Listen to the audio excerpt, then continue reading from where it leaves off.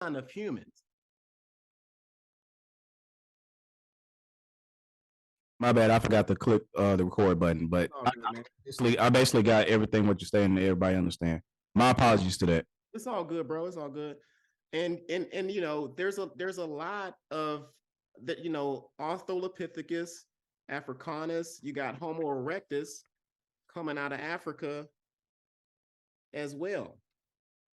So that was one of the you wanted me to show you that, and I did. Um, like I said, it's going to be hard to make the case that you're not going to find any remains like that in the Americas that dates back that far. And so that was one of my main points. Fossil proof. This is fossil evidence that we can find all of the collections of the human line in Africa and no place else. You know, you can't you got to show me a lineage of human life that started way back like that. And I think that's the issue I think you might have tonight, stating the claim that we all originated from America. Hey, the question I want to ask you is, can you tell me those years on those bones again? Yeah, no doubt, brother. No doubt, no doubt, no doubt. According to the Encyclopedia of Africa, I think it said 1.2 million years ago. And this is them walking the earth around that time. In the evolution book, it said, I got to go back to this page. It said up to 3 point. Let me make sure I ain't telling y'all no. I think the highest one I seen was 4 million, correct? I seen something like that.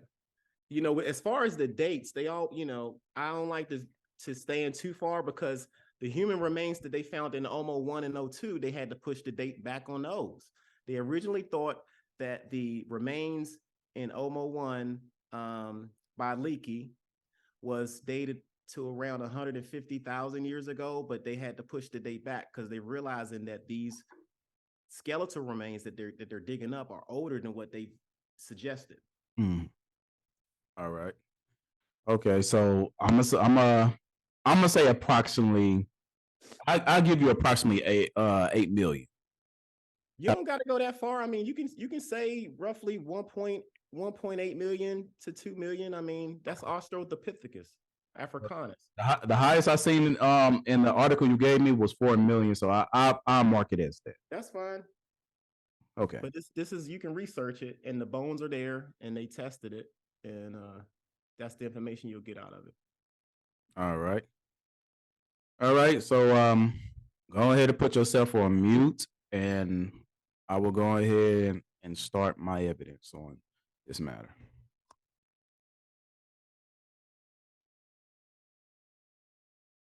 All right. Let me back to gallery. All right. I want to ask you a question. Is those bones that you're saying are modern human bones, are they primate bones? Yes or no? They're hominids. That's what they are. They're hominids. So your answer is no, they're not primate bones? Well, we have a common primate ancestor, but when you stack everything up, these are hominids. Anytime you find skeletal remains like that, we call them hominids. It's part of the hominid group. So you agree that they are primate bones? I agree that they're hominids. I agree what the science is telling me. Explain the term hominids. All right, hominid. Is there like a crossing between primate and human?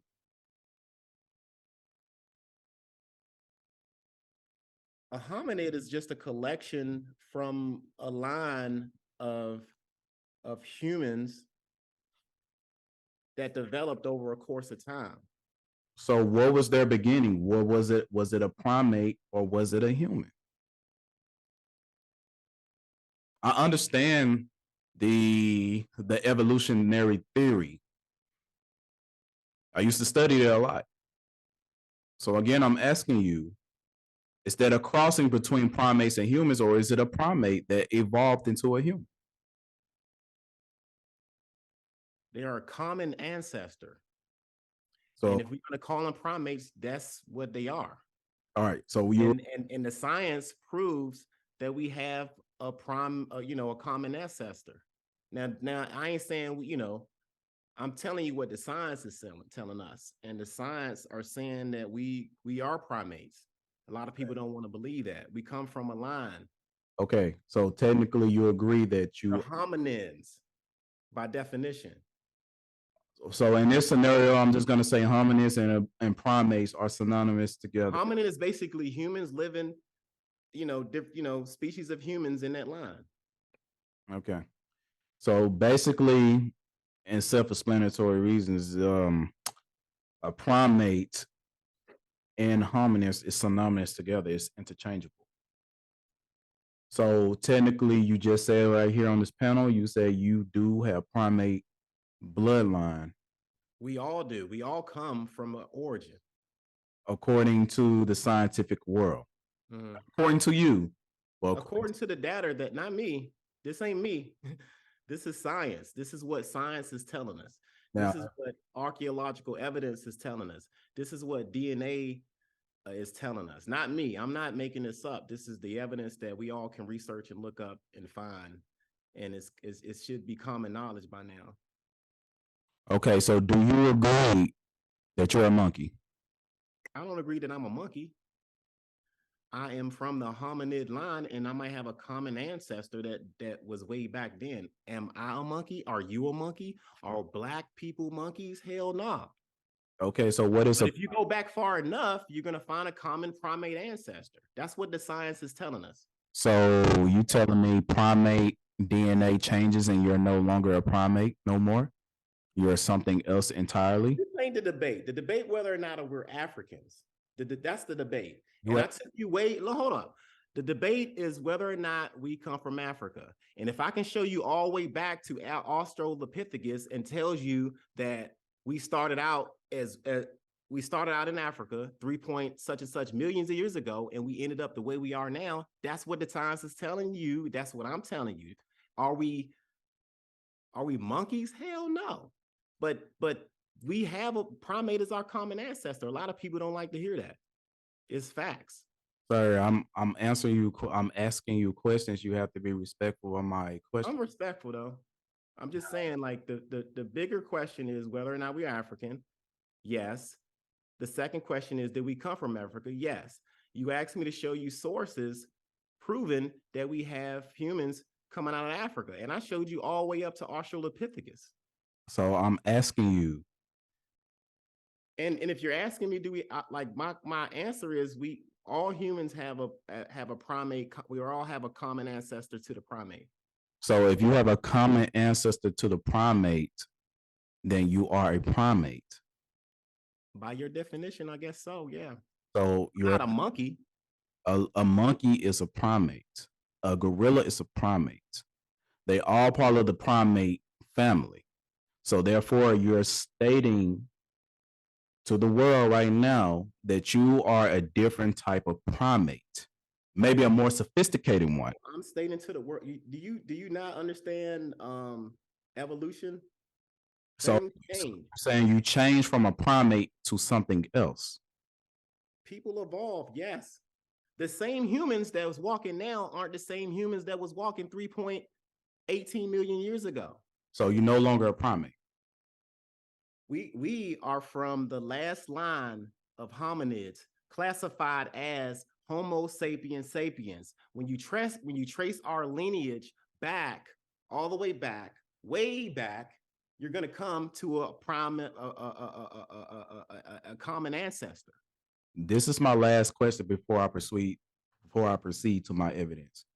Do you agree that you are a primate, yes or no?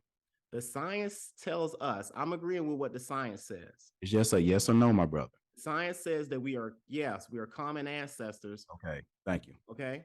All right. And you asked me to show you proof of a human line in Africa, and that's what I did. I don't think I did anything other than that. All right. So I will tackle DNA.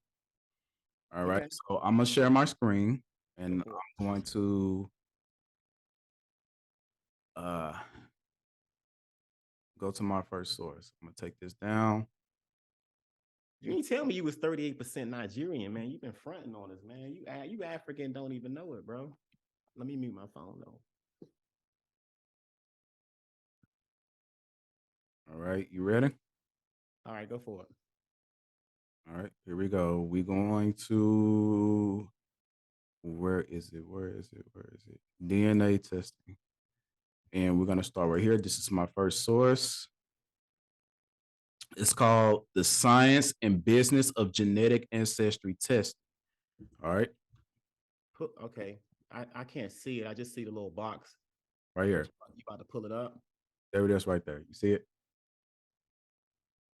I just see I see a bunch of files right now.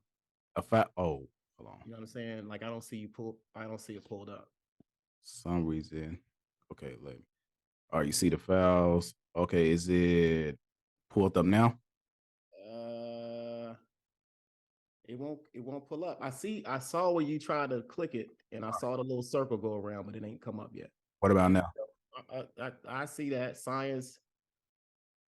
All right. It says The Science and Business of Genetic Ancestry Testing by Deborah A. Bulnick, and others. All right. So I'm going to head to the main points that I already said. It says, although companies acknowledge that MT mitochondrial, DNA and Y chromosome tests provide no information about most of the test takers' ancestry. More important, limitations to all three types of genetic ancestry tests are often less obvious. For example, genetic ancestry testing can identify some of the groups in locations around the world where a test taker haplotype or autosomal, I think I said it right, Yeah, I got you. makers are found. Some words I ain't gonna better pronounce because it's not vocabulary. But it says, but it is unlikely to identify all of them. Such interference depend on the samples of companies' database, and even databases with 10,000 to 20,000 samples may fail to capture the full array of human genetic diversity in a particular population or region. And may you mute your mic, please? Yeah, my bad. All right, and I'm gonna skip on down to right here. It says very few alleles are therefore diagnostics of membership in a specific population, but companies sometimes fail to mention that allele could have been inherited from a population in which it has a less common. Consequently, many consumers do not realize that the tests are problematic and can reach incorrect conclusions. Consumers often purchase these tests to learn about their race and ethnicity, but there is no clear-cut connection between an individual's DNA and his race or her racial ethnicity affiliation. Let's go. It says many genetic ancestry tests also claim to tell consumers where their ancestry lineage originate. That's what you was covering. It says the social group to which their ancestry belong. However, present day patterns of residence are rarely identical to what existed in the past. Social groups have changed over time in name and composition. Databases of present day samples may therefore provide false leads. Let's go. It says ancestry by DNA text example aims selected to differentiate between paternal populations, Africans, Europeans, East Asians, Native Americans. However, the aims are not found in all peoples who would be classed together as given paternal populations. The aims that categorize Africans, for example, were chosen on the basis of a sample of West Africans, not East Africans, West Africans, not South Africans, not North Africans, West Africans. Dark-skinned East Africans might be omitted from Ames' reference panel of Africans, quote unquote, because they exhibit different gene variations. Furthermore, some of the most informative Ames involve I think they said Lucy, Loci or something like that have undergone strong selection, which makes it unclear whether these markers indicate shared ancestry or parallel selective pressures, such as similar environmental exposures in different geographic regions, or both. It says the problems described here are likely responsible for the paradoxical results of this test. For instance, the ancestry by DNA test suggests that most people from the Middle East, India, and the Mediterranean region of Europe have Native American ancestry, because no archaeological, genetic, or historical evidence supports this suggestion. That test probably considers some markers to be a diagnostic of African American ancestry, Native American ancestry, when in fact they are not. Thus, these tests should not be seen as determining the race or ethnicity of test takers. They cannot pinpoint the place of origin or social affiliation of even one ancestor with an exact certainty, which means it's only a prediction. It's not accurate. It also says, although water sampling and technological advancements may help, many of these test problems will remain. All right, next one. Will remain. It says, although it is important for consumers to understand the limitations of genetic ancestry testing and the complex relation between DNA, race, and identity, those complexities are not always made clear. Websites of many companies state that race is not genetically determined. Do you know why? It's because race is not a genetic thing. It's a labeling. It's not genetic. It's not a biological thing. Race is not biological. It's a status. It's not biological. I can go into the Black Law Dictionary and show you that. But next one, it says, because race has such a profound social, political, and economic consequence, we should be wary of allowing the concept to be redefined in a way that obscures its historical roots and disconnects it from cultural and social economic context. It is unlikely that companies and associate scientists deliberately choose to mislead consumers or misinterpret scientists. Misinterpret science, which there's instances in history that shows that scientists have deceived the public for racial motives, such as Darwinism, which is the base of science. But it says, however, that was my opinion that was added to it. But it says, however, market pressures can lead to conflicts of interest. Companies control who you are. That's a conflict of interest. And it says data may be interpreted differently when financial incentives exist. That's another limitation. For scientists, these incentives include paid consultants, patent rights, leasing agreements, stock options, direct stock grants, and corporate board memberships and scientific advisory board memberships and media attention. Because race has such profound, did I already read that? Yeah, I already read that. It says, as consumers realize that they have been sold a family history that may not be accurate, public attitudes towards genetic research could change. They're not putting this in a public for a reason. They're not letting you know the limitation of DNA testing for a reason. It says, support for a molecular anthropological genetic might decrease and historically disadvantaged communities might increase. Their distrust in scientific establishment. If the public found out that the great limitations behind DNA testing is fraudulent, people will lose their faith in science. That's why they constantly lie. You, my brother, you cannot put your faith completely in science, because science, for one, is not God. Science, for two, is not always accurate. And many of the scientific notations is simply nothing more than theories and not factual evidence. It says these tests may also come up in medical settings. That was my opinion added to it.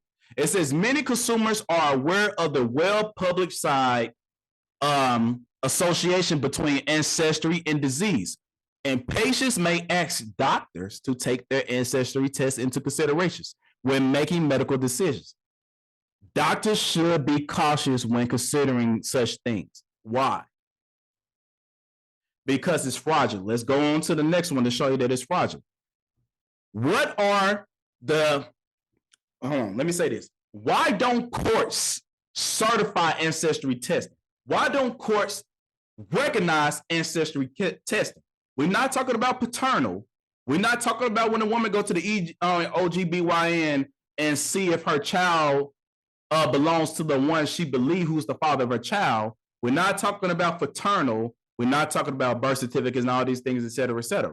We're talking about ancestry testing all the way back to ancient times. Why don't courts recognize it? What are the tests that courts only recognize? Courts only recognize paternal testing. Paternal testing is strictly about father relation to child. It has nothing to do with ancestry testing. You can look up this definition. I can read it from the Black Law Dictionary, but you could Google search it yourself. Paternal has nothing to do with ancestry testing. It's only close proximity with the child who the man had begotten. That's what paternal is. Paternity. It says the paternity DNA test can determine the likelihood the male is the biological father of the child. That's all I'm going to read from there. What's the next one? It says court admissible prenatal paternal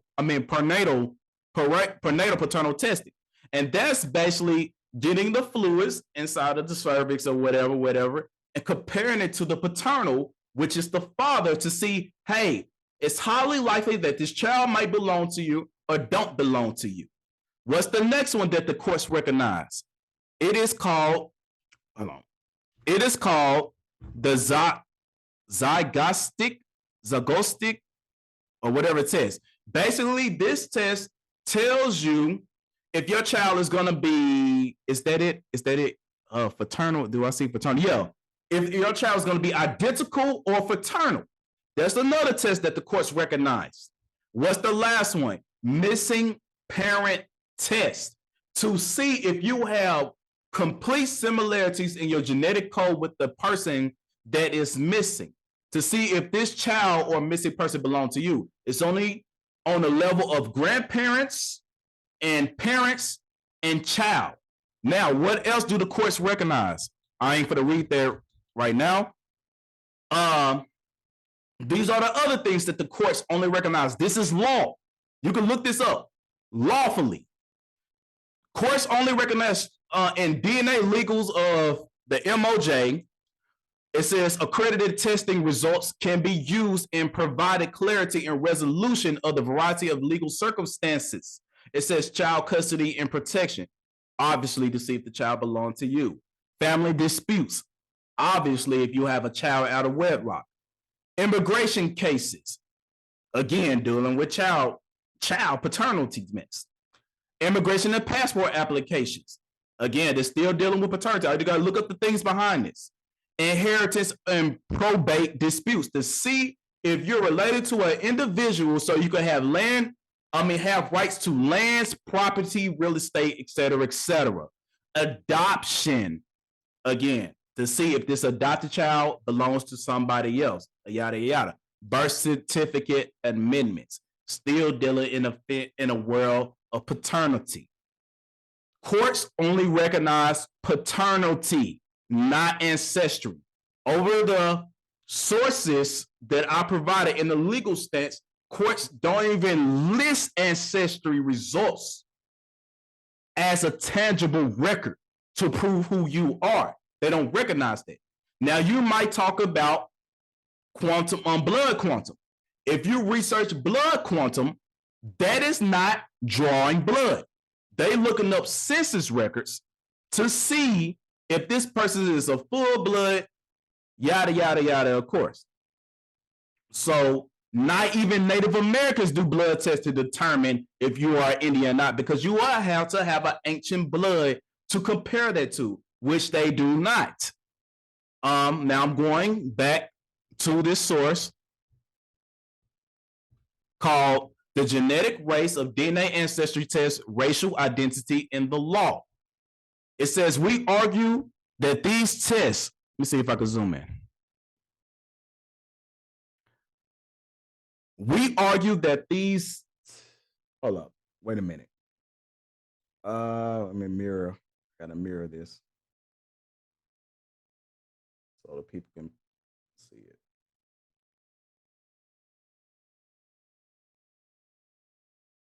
Just give me 1 second. Shoot, it's not mirroring it. I'm sorry if y'all can't read that, but it's not mirroring. But it says, we argue that these tests are poor proxies with race because they fail to reflect the social, culture, and relation and experimental norms that shape identity. We consider 3 separate legal contexts in which the issue will arise: employment, discrimination, race conscious, et cetera, et cetera, et cetera. I'm not covering all that. I'm getting to the main meat of this. Got to go back out. Okay, can you go out? Why aren't you going to the next slide? Okay, there we go. It says, is this what I want to read? Nope, not that. A history that is rooted in biological variation, not cultural or emotional connection. The clear message is that your genes are closely tied in some intrinsic level to who you are as a person. Because DNA ancestry tests are grounded in genetics, they naturally reinforce the idea which is already deeply ingrained in the United States. What is that? Racial discrimination, already putting you in categories by race. Again, like how you say you was a monkey, where did that come from? That come from Darwinism. And Darwinism already been proven to be fallacies many times, but the scientific world still pushed that. But it says that race, I'm gonna show you, but it says that race is a biological determinant. Indeed, Professor Dorothy Roberts warns that the explosion of genetic ancestry testing is perpetrating a false understanding of an individual and collective racial identities that can have a widespread repercussion. When the world found out that DNA testing is heavily fraudulent, the world's going to turn against the scientific world. I'm also going to show you video evidence of this as well. But it says, in short, DNA ancestry tests are creating the conditions for a genetic race. They're creating conditions. Now it says DNA ancestry tests represent a marriage of at least 2 separate areas of scientific inquiries: genetic and similarity, and human moderate. I can't even say the word, but when they migratory patterns. It says apparently the human genome project, that's what we are referring to. You probably didn't say it, but that's what we are referring to. It says importantly, the human genome project revealed that human beings are 99.9 genetically similar. That's where you was talking about the monkey bones, correct? It says the variation of the remaining fraction of a percent is what enables DNA ancestry testing companies to predict people's geographic origins. By the way, the geology, the geographic place, is not biological. Your blood cannot tell you what landmass you come from. Pattern migration periods changes over the course of time, especially dealing with slavery. The same people those in those same regions today are not the same people in those regions 400 years ago. It's been proven. I don't know if you actually looked into it, but those same people in what you call Nigeria or Ghana, yada, yada, yada, are not the same people that was there 400 up to 600 years ago. But the way how they determine your DNA is the 0.1%. How can you determine somebody? How can you determine who somebody is with 0.1%? Not even 1%. Just like when we talked about my results, how we say I'm 1% Native American according to DNA testing, which I say is fraudulent. That's why I say I don't agree with DNA testing, because it's heavily fraudulent. We got articles, there's evidence, there's scientific notions and everything to back up this, that go against the Darwinistic theory. But you cannot tell somebody who they are by 0.1%. And the other percentage, are we all similar? If 99% of us is similar, for one, we will all look alike. That's factual that we will all look alike, which we do not. You may talk about human shape. I'm not talking about human shape. I'm talking about from to hair texture, to skin, to blood. We will be, if I'm 99% related to my mother, I look like my mother and I look like my father. I'm 99% my father and 99% my mother. Yada, yada, yada. Or you might split that up. It don't matter. My similarities is them due to paternal. But when you say the whole civilization share 99.9% of DNA, why we all don't look alike? And then you determining who you are by 0.1%. You can't determine nobody of 0.1%. That's heavily fraudulent. So therefore, we're going into the notion of entertainment purposes. It says the limitation of DNA ancestry tests. Having explained that the science of DNA ancestry tests, we know now how the test may fail to accurately predict a person's genetic ancestry. Why? Because 0.1% is being used to predict. And it says a variety of factors affect the ability to predict the genetic ancestry.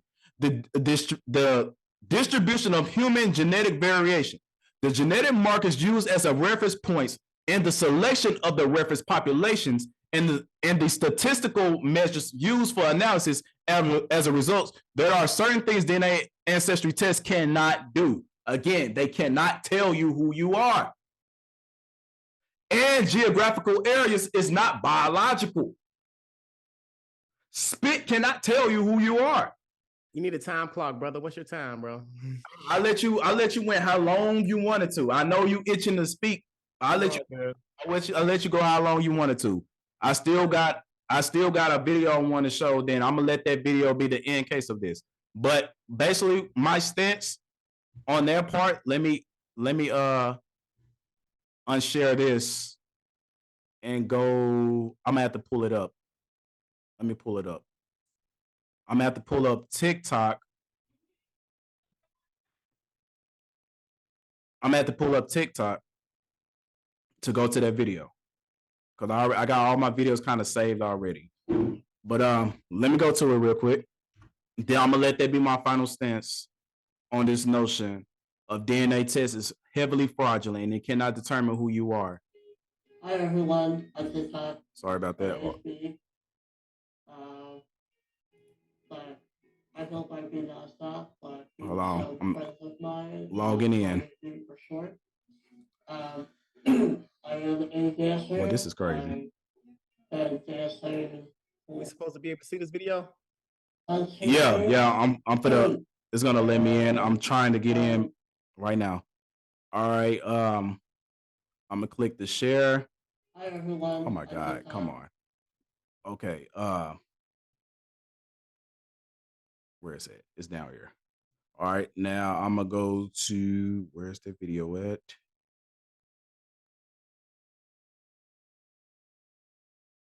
Okay. I'm gonna have to click stop share. Then I'm gonna have to pull it back up again. Okay. Here we go. Can you see?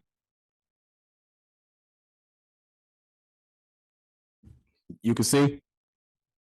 You're on mute. Okay, I can see. Right. This your page I'm looking at right now. All right. So I'm going to go, like I say, it cannot tell you where you are from. Now, when it comes down, And I'm going back to my statement. Land is not biological. It cannot tell you what region you're from, even though the man say it can tell you what continent you are from. That is fraudulent. That is a lie to keep the lie going. It cannot tell you where you are from. One more thing I'm gonna pull out because this monkey thing. Attention to this. Pay attention to. Sorry. Let me pull up this. I know the primate y'all are referring to is Lucy, and that bone was discovered in East Africa and Ethiopia. Let's take a look at Lucy. Lucy primate. Lucy primate, her skull. So when we look at Lucy, sorry, let me pull up this Zoom and share. This is my last thing. Then I finish. When you look at Lucy, we're gonna look at her skull. Lucy's skull. This is where the scientific world is basing it off of when we talking about East Africa. When you look at Lucy's skull,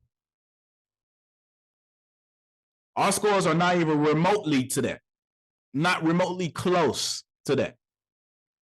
Now you might bring up the Australopithecus. The Australopithecus relates to the Australians.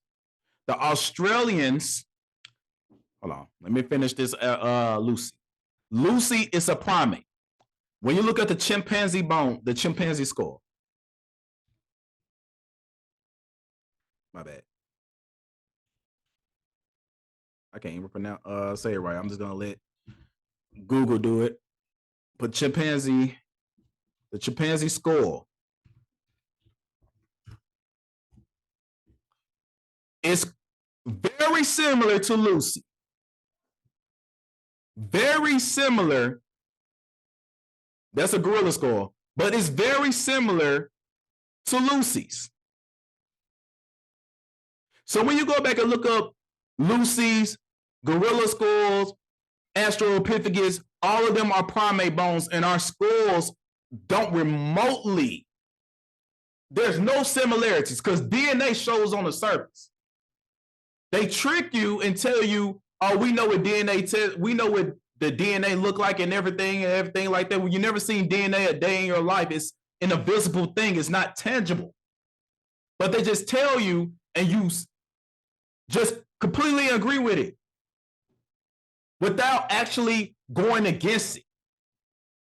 Nobody never go against it. Nobody actually looking the oppositions against it. You just completely agree with it and run with it. And here you are right now on this live saying, I am a primate that evolved into something else, whose origins come from a primate, that comes from racists, that comes from Darwinism. You did not, I'm here to tell you, brother, you did not come from no monkey. And that's it. I rest my case and I'm done. Man, this. I hear you, brother. You were very vocal, man. I appreciate all of that. So you have, well, hold on. I'm trying to stop the screen share. Why isn't it stopping? Oh, there you go. Screen share stop. Okay. Basically, what you're gonna have to prove, you're gonna have to prove me wrong. You're gonna have to prove that you came from primates. If you came from primates, then shoot. Toodles to you. Congratulations, you come from primates. But saying that us as a nation, as a people, are monkeys, I'm gonna have to oppose that. I'm gonna have to oppose that old racist 18th century theory that's been proven wrong on countless times across the board. But you're gonna have to prove that. And also, I know you asked me to pull up sources to prove that there's older bones in America. If you want me to do that, I will, but I'm gonna let you go first. And after you, I'm gonna let you go again. But after you, I will go back and pull up those bones in America that predates the ones you're talking about, that is straight up modern humans, not primates. I rest my case. All right, bro. I appreciate that. I had to charge my phone up because I'm having some issues with my charger right now.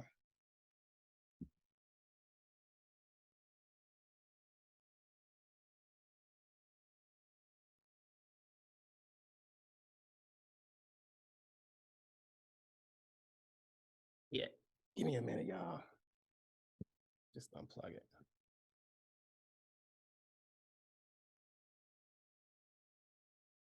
Can you hear me?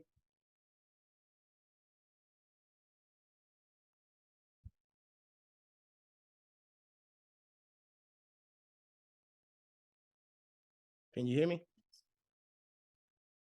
Yeah, I can hear you. Okay. My comments can hear you too. All right. So yeah, you still have to show us, you know, even if you're making a case that we're not primates, you still have to show us skeletal remains of Homo sapiens sapiens that predates 300,000 years in America. And you haven't done that. We can argue all day about primates or whatever, but the debate topic is whether or not we're African. Would you allow me to present Hang that? on, let me finish. I let you went on for like 10 minutes, so give me a minute. Okay, I'm gonna present it after you. Yeah, give me a minute. Give me a minute, man. Let me get my time in too, bro. So I'm trying to pull up a source real quick. This is a genetic source from a reliable site. Okay. Family. This is from the National Library of Medicine, the National Center for Biology and Information. Okay. This is the National Library of Medicine. And this particular article talks about the genetic structure and history of Africans and African Americans. This was published in 2010. We're going to go down and we're going to see exactly what the abstract says.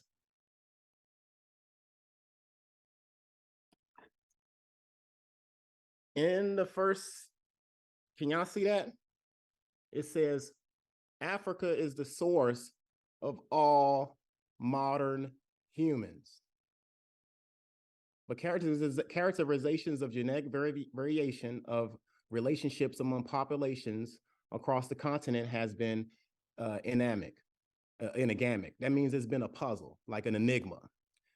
We studied 121 African populations, 4 African American populations, 60 non-African populations for patterns of variations, 1327 nuclear microcellite and intersection markers. We identified 14 ancestral population clusters in Africa that correlate with the self-describing ethnic and shared cultural linguistic property. We also observe levels of mixed ancestry with most populations reflecting historical migrations events across the continent. Okay, and this is what the science is telling you, whether you believe it or not. Our data provided evidence for shared ancestry among the geographic diverse hunter-gatherer populations of the Khoisan speakers and Pygmies, the ancestry of African Americans. This is where it gets important. The ancestry of African Americans, that means brothers and sisters look more like me and you, right? Are 71% Niger Cafordianian, okay? 71%. The Niger California area is Africa, okay? Now, of course, it says 13% European and other Africans, 8% populations, although admixture levels varied considering among individuals. This study helps tease apart the complex evolutionary history. That's what I'm talking about. The evolutionary history of Africans and African Americans, adding both anthropological and genetic epidemic studies. That's what the science is telling us, okay? If you look at a map of the, can you see my screen? I don't even know if I shared that. Did I share that? Because I want to make sure everybody see what I was just showing.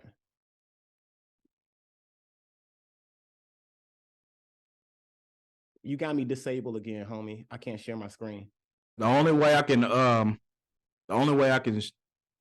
share my screen is like I'm gonna have to go back and forth between making the host.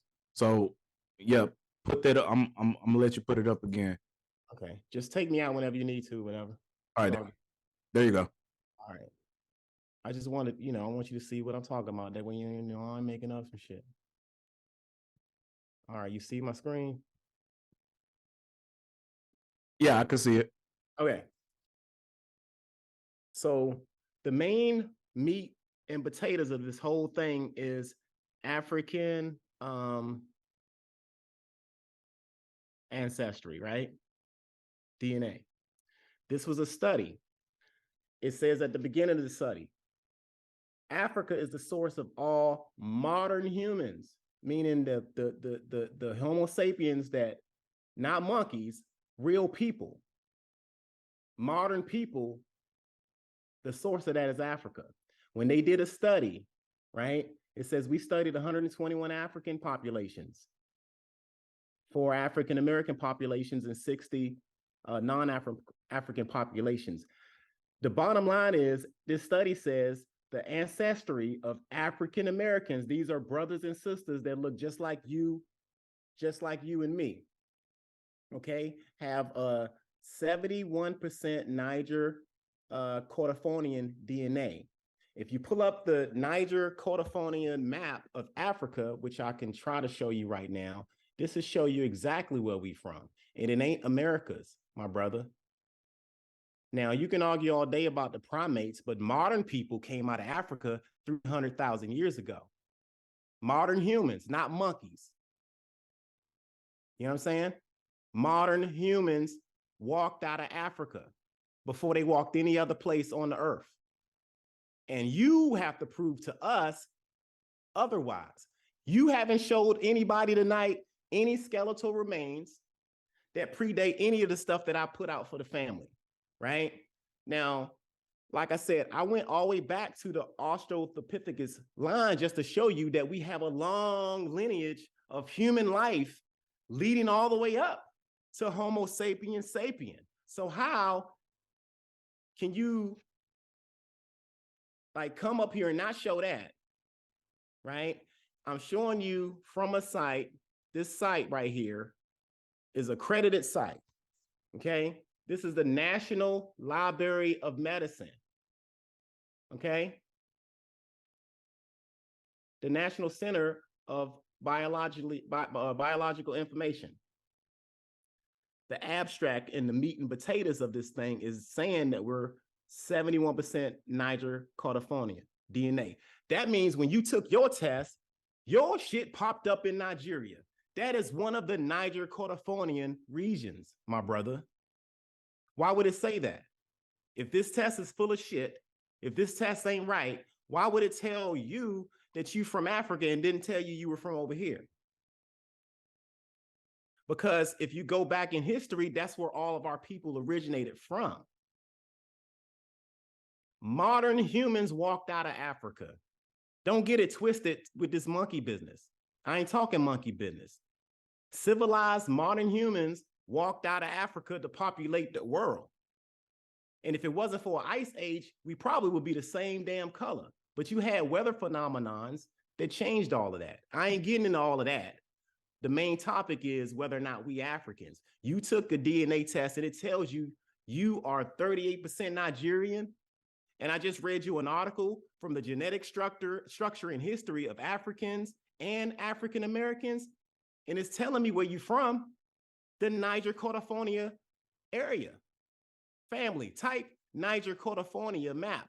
And you tell me how much of Africa that encompass, right? So you have, if I can recall, you had like some Congolese, you had a lot of West African DNA pop up. That's your 71% that this article was telling you about in 2010. You know, that's the science. Okay. Now we can argue and talk all day about monkeys. I'm talking about modern humans. I'm talking about us that look like me and you now, right? I'm talking about the modern humans that we know of left Africa 300,000 years ago. And nobody was doing that over there in America. You don't have any evidence to show us that. You don't have any fossil remains. So that's why I'm making the case that we have human hominid skeletal remains. We can throw the whole, we don't even have to go that far back. We can go straight to when humans first left. It tells you in this article right here, Africa is the source of all modern humans. I ain't talking about no monkeys. I'm talking about modern humans leaving Africa, populating the world. When you go and take your DNA test, all of us African Americans at some point going to have some type of that trace in our DNA. It just is what it is. That's the facts. The Niger Cordophonia map is Africa, not America. When you look at haplogroups, we got the oldest haplogroup, L0, L1, L2, which remain in Africa. L3 was the line that left out of Africa to populate the world. So that means we are from the senior branch of the human tree when it comes to evolution. But you don't believe in that, and that's okay, I dig it. But you can't come up here and deny DNA just by, like these are tests. What they do is they go into populations that's been there for like, how can you take a test in America and you popping up with that? Like, I know it sounds bizarre, right? How am I connected with these Africans? Because those Africans never left Africa. Those Africans stayed over there. Some of them stayed. The majority of them that did you pull your DNA from are still over there. That ties us back to that continent. You can't do it the other way around. That's not how science works. I showed you evidence. You asked me to show you evidence. I had evidence laid out as far as the human lines going all the way back.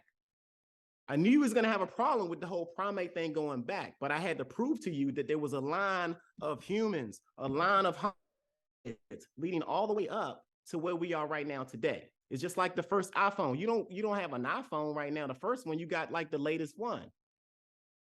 There was an evolution that went on in the human line. You have archaic human DNA that they found out in West Africa. Okay, so it just goes back to the science. Now, whether you believe in the science, I can't help you, but the science is there. The studies have been done. And yes, you're right. It's not 100% with the DNA. You need a whole pool of people to take these tests. That's how they can connect us. You know what I'm saying?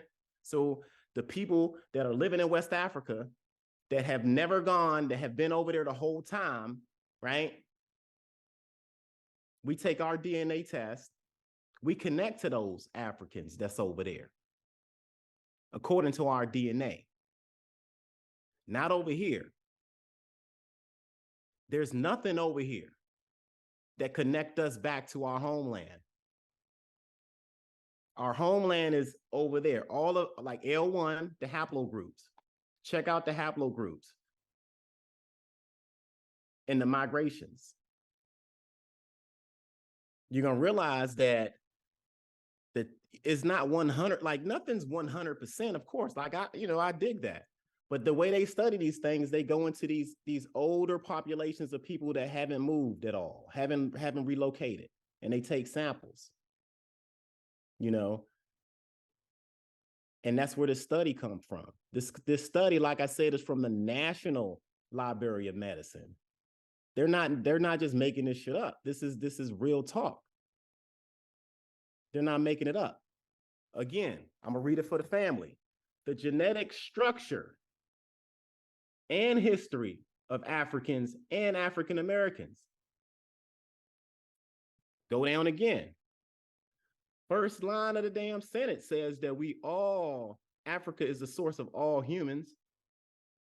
It tells you that they studied a group of 125 African populations. They studied 125 African populations in that area. And then they studied African American populations, 4 African American populations. And they studied 69 African populations. When they finished, the results were that the ancestry of African Americans is predominantly from the Niger California area. And the only reason why we have this Euro stuff is because of the transatlantic Holocaust that we had to suffer. That's the science. That's what it's telling us. That's what I'm telling you. We have, like my DNA evidence is supporting the fossil records that I have. I'm still waiting on fossil remains that's older than at least 300,000 years. Let's forget about the monkeys and primates. Let's talk about modern humans walking out of Africa. Can you show us any of that? The only thing you can do is just say that, well, I don't believe in the science, is suspect. Nah, man. I mean, the science is there. They take clusters. It's called a genome for a reason. They have to have a collection of data. The more people that take the damn test, the more they'll know. But you got people that's skeptical about taking stuff, and I can understand why. But your DNA popped up in Africa. You have to explain to everybody why your DNA popped up, saying that you're 38% Nigerian if you're not, and why you don't believe in this. This is a creditable source, straight up. It is the straight up. This is you don't get no better than the National Library of Medicine when it comes to sources in the genetics. So the stuff that you're showing me isn't matching up to this science right here. It ain't matching. It ain't meshing well. All right. Now, go ahead. Now we got on DNA. We can talk about eyewitness accounts and stuff like that. We can go on about it. We don't have to stay on DNA or bones and stuff like that. I have other evidence suggesting it. But my main point is from the abstract that you guys read that we have Niger California DNA in our veins. That's why you took your test and you came up from Nigeria. Now, if you took your test and your shit came up like 50% native or something like that, I'd be like, okay, cool, you got, you native, but it doesn't say that. Mine say 1.7% native. I'm not claiming that though. Mine say 55% Nigerian. It says 90% sub-Saharan African. It go along exactly with what the data says. These are actual tests. Let's read further down on the bottom. Modern humans, let's see this right here. Modern humans originated in Africa 200,000 years ago. That's what the science is telling us. Find us bones in America that's over 200,000 years ago. Modern human skeletal remains.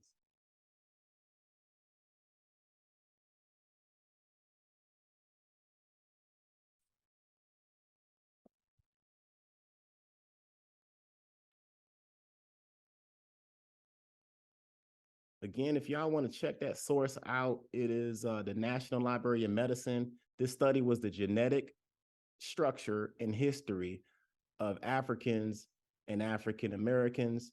There's several other studies as well, but this one is a really good one. It breaks down the genetic, it breaks down our Niger Californian DNA really well in this one. So I'm gonna yield to the floor, man. Go ahead.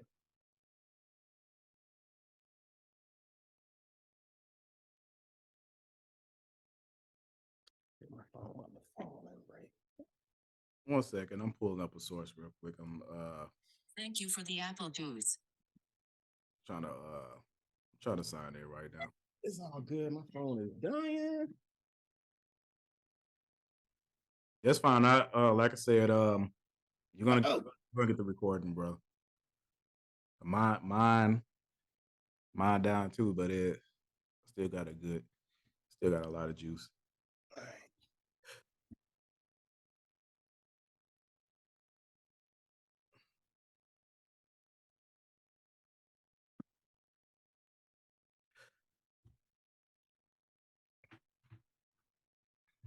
1 second.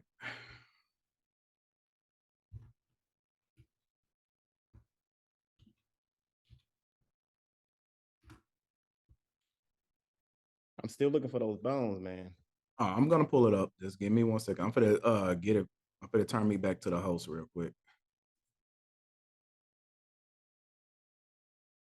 Okay, here we go.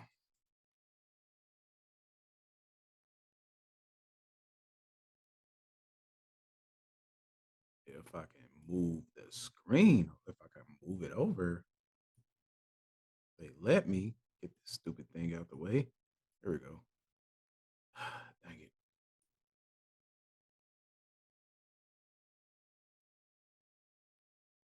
Okay. Pull this back over here. Okay. DNA test accurate, correct? That's basically what you're saying. Let's watch this.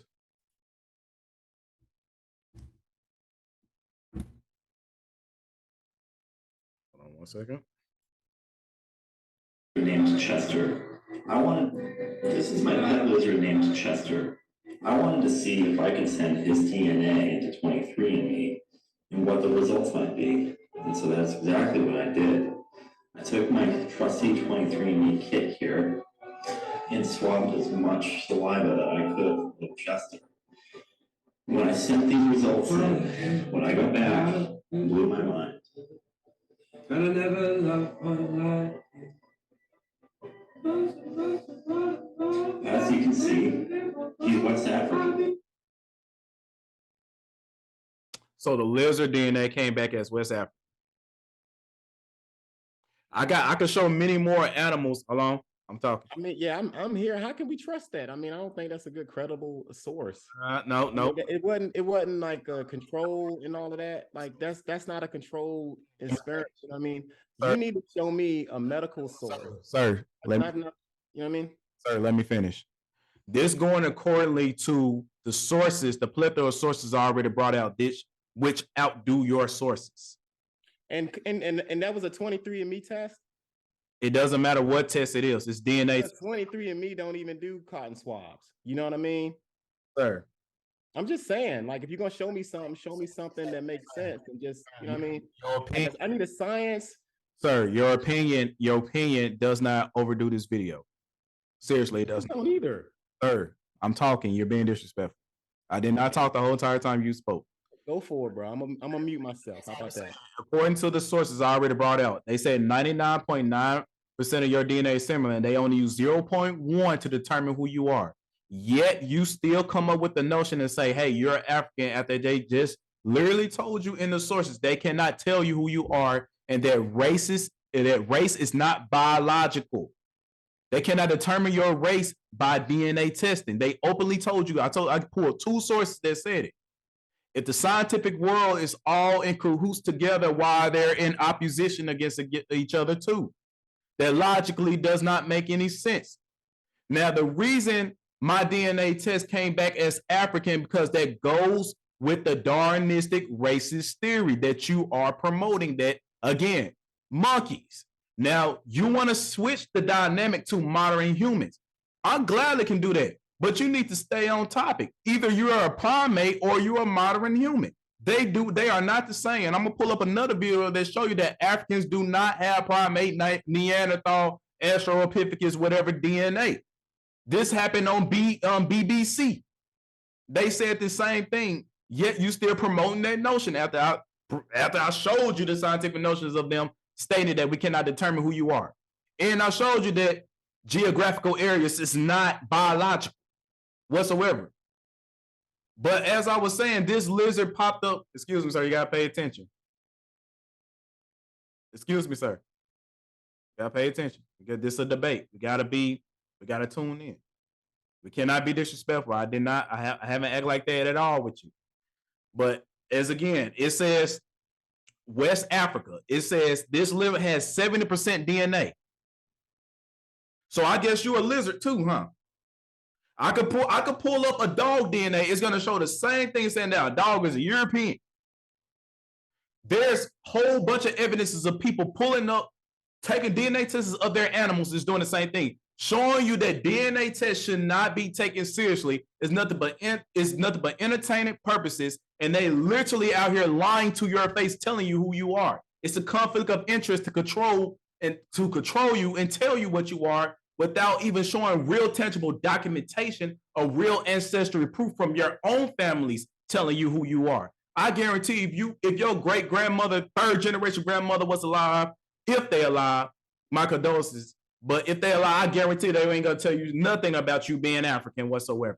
I guarantee your fourth generation ain't gonna tell you that. I guarantee your fifth generation ain't gonna tell you that. This all come after 1910, after the $100 million of John D. Rockefeller dropped $100 million in a general board education, thus changing the education system. And they literally label all Black people classified as N-words, no matter of their origins whatsoever. But let me pull this up. This is just my third source proving that DNA is completely fraudulent, because DNA test tells you that animals came out of Africa, and comparing their DNA. How's a lizard Nigerian? How does a lizard come from Congo? It's completely fraudulent. But let me pull up my source. I'm going to pull up my next source real quick about this, because you want me to desperately get to it. I was going to go down the line and get to it, but I'm going to pull this up. Go back. Pull up this again. Gotta go back to that folder.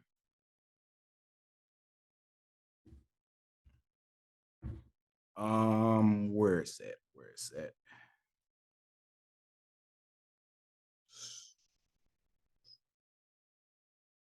I believe it's this one. Yes, sir, it's this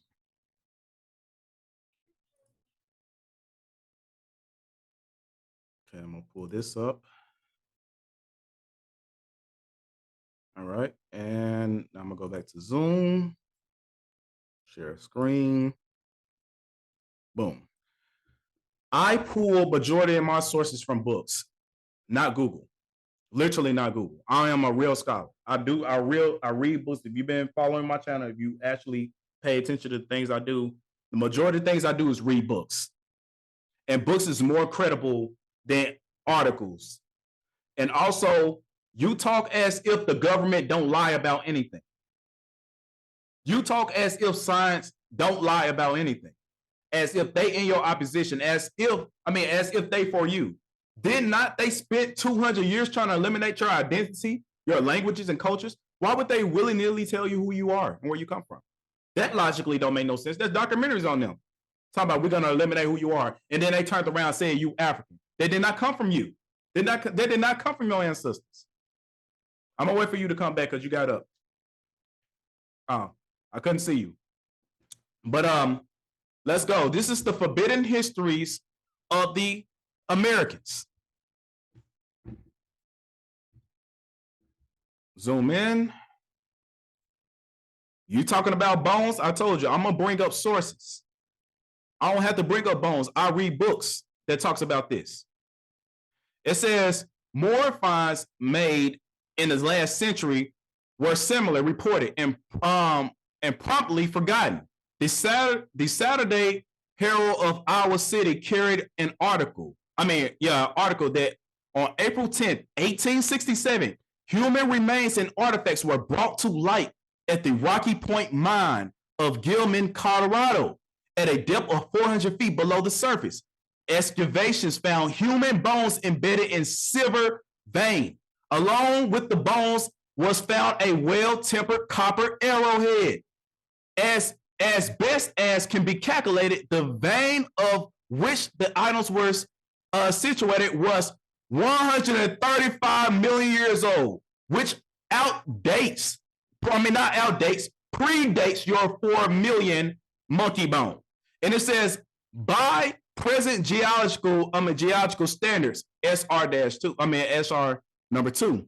At times, these discoveries was revealed mysteries upon mysteries. In July 1877, 4 prospectors were looking for gold and silver outcropping in a desolate hilly area near the end of Spring Valley. Not far from the Eureka, Nevada. Scanning the rocks, one of the men spotted something peculiar, projecting from a huge ledge. Climbing up to get a better look, the prospect was surprised to find a human leg bone and kneecap sticking out of the solid rock. He called to his companions, and together they dislodged the oddity with picks. Realizing they had a most unusual find, the men brought it to Eureka, where it was placed on display. Now here you go. It says over 100. It says this bone right here was during the Jurassic period. It says it was during the Jurassic period. It says over 185 million years old. The local papers ran several stories on the marvelous find. We talking about 1877. It says, and two museums sent investigators to see if any more of these skeletons could be located. Unfortunately, nothing else but the leg and a foot existed in the rock. Let's go. You said I couldn't find no bones. I couldn't do anything like that. I found books that talked about this in the 18th century. And everybody knows me. I only read old books or books that promotes the 18th century or beyond that. I mean, yeah, and less than that or whatever. Let's see. Is this the same? Yeah, that's the same one. Next page. I got to go back. For some reason, it won't let me go back when I was. Here we go. It says,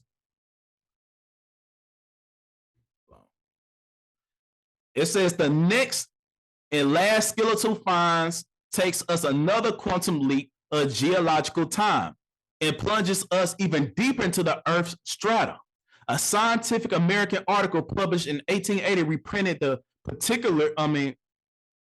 particulars of the discovery made in the spring of that year. Reported as St. Louis Republican, Dr. R.W. Booth, who operated iron mine about 3 miles from Dry Branch in Franklin County, Missouri, unearthed from a depth of 18 feet a human skull, portions of ribs and vertebrae, and a collarbone. With them were 2 barbed arrowheads of flint and of pieces of charcoal. Dr. Booth realized the significance of all this, but was frustrated when at just a touch the skull crumbled to dust, and the other bones likewise broke into pieces. But these pieces nevertheless told their story. Later analysis showed that they were definitely human. 2.5 weeks later, Dr. Booth reached a level of 24 feet and found more of the same skeletons, a thigh bone, vertebrae, and more charred wood. What was more, the remains were found resting in a layer of iron ore, which bore the impressions of coarse matting. One could still see the marks of crossing fibers. What astonished Booth was that the layer of which both portions were dug up was the second of the sacrodal, I can't even pronounce that, sandstone of the lower Solaran, dated in an incredible 425 million years old. Let me repeat, 425 million years old. We have gone far beyond the purported age of human culture. And it says of human himself, the apes, all mammals, even the age of dinosaurs. According to the evolutionary theory, the Solaran age saw the advent of life on land, as in fact more than 2/3 of the way back to suppose evidence of life itself. But what are remains of man and his products doing at this level? Something certainly was very wrong. It's because Darwinism and that monkey bullshit that you are producing is fraudulent to promote Darwinism. I keep saying it over and over again. Darwinism is the base of science today. And Charles Darwin been proven wrong all across the board, but they keep it for again, I don't know why, I don't know why they keep on promoting it after Darwin been proven wrong so many times. But it says, but the out of place footprints, now we're talking about the footprints. It says the out of place footprints go back even further to a geologic time. The American Anthropologist volume, that's a source. This book also has sources at the backup, so you can download this book and you can read it yourself. But it says the page 66 describes the finding of a perfect human imprint in stone about 4 miles north of Parkersburg on the West Virginia side of the Ohio River.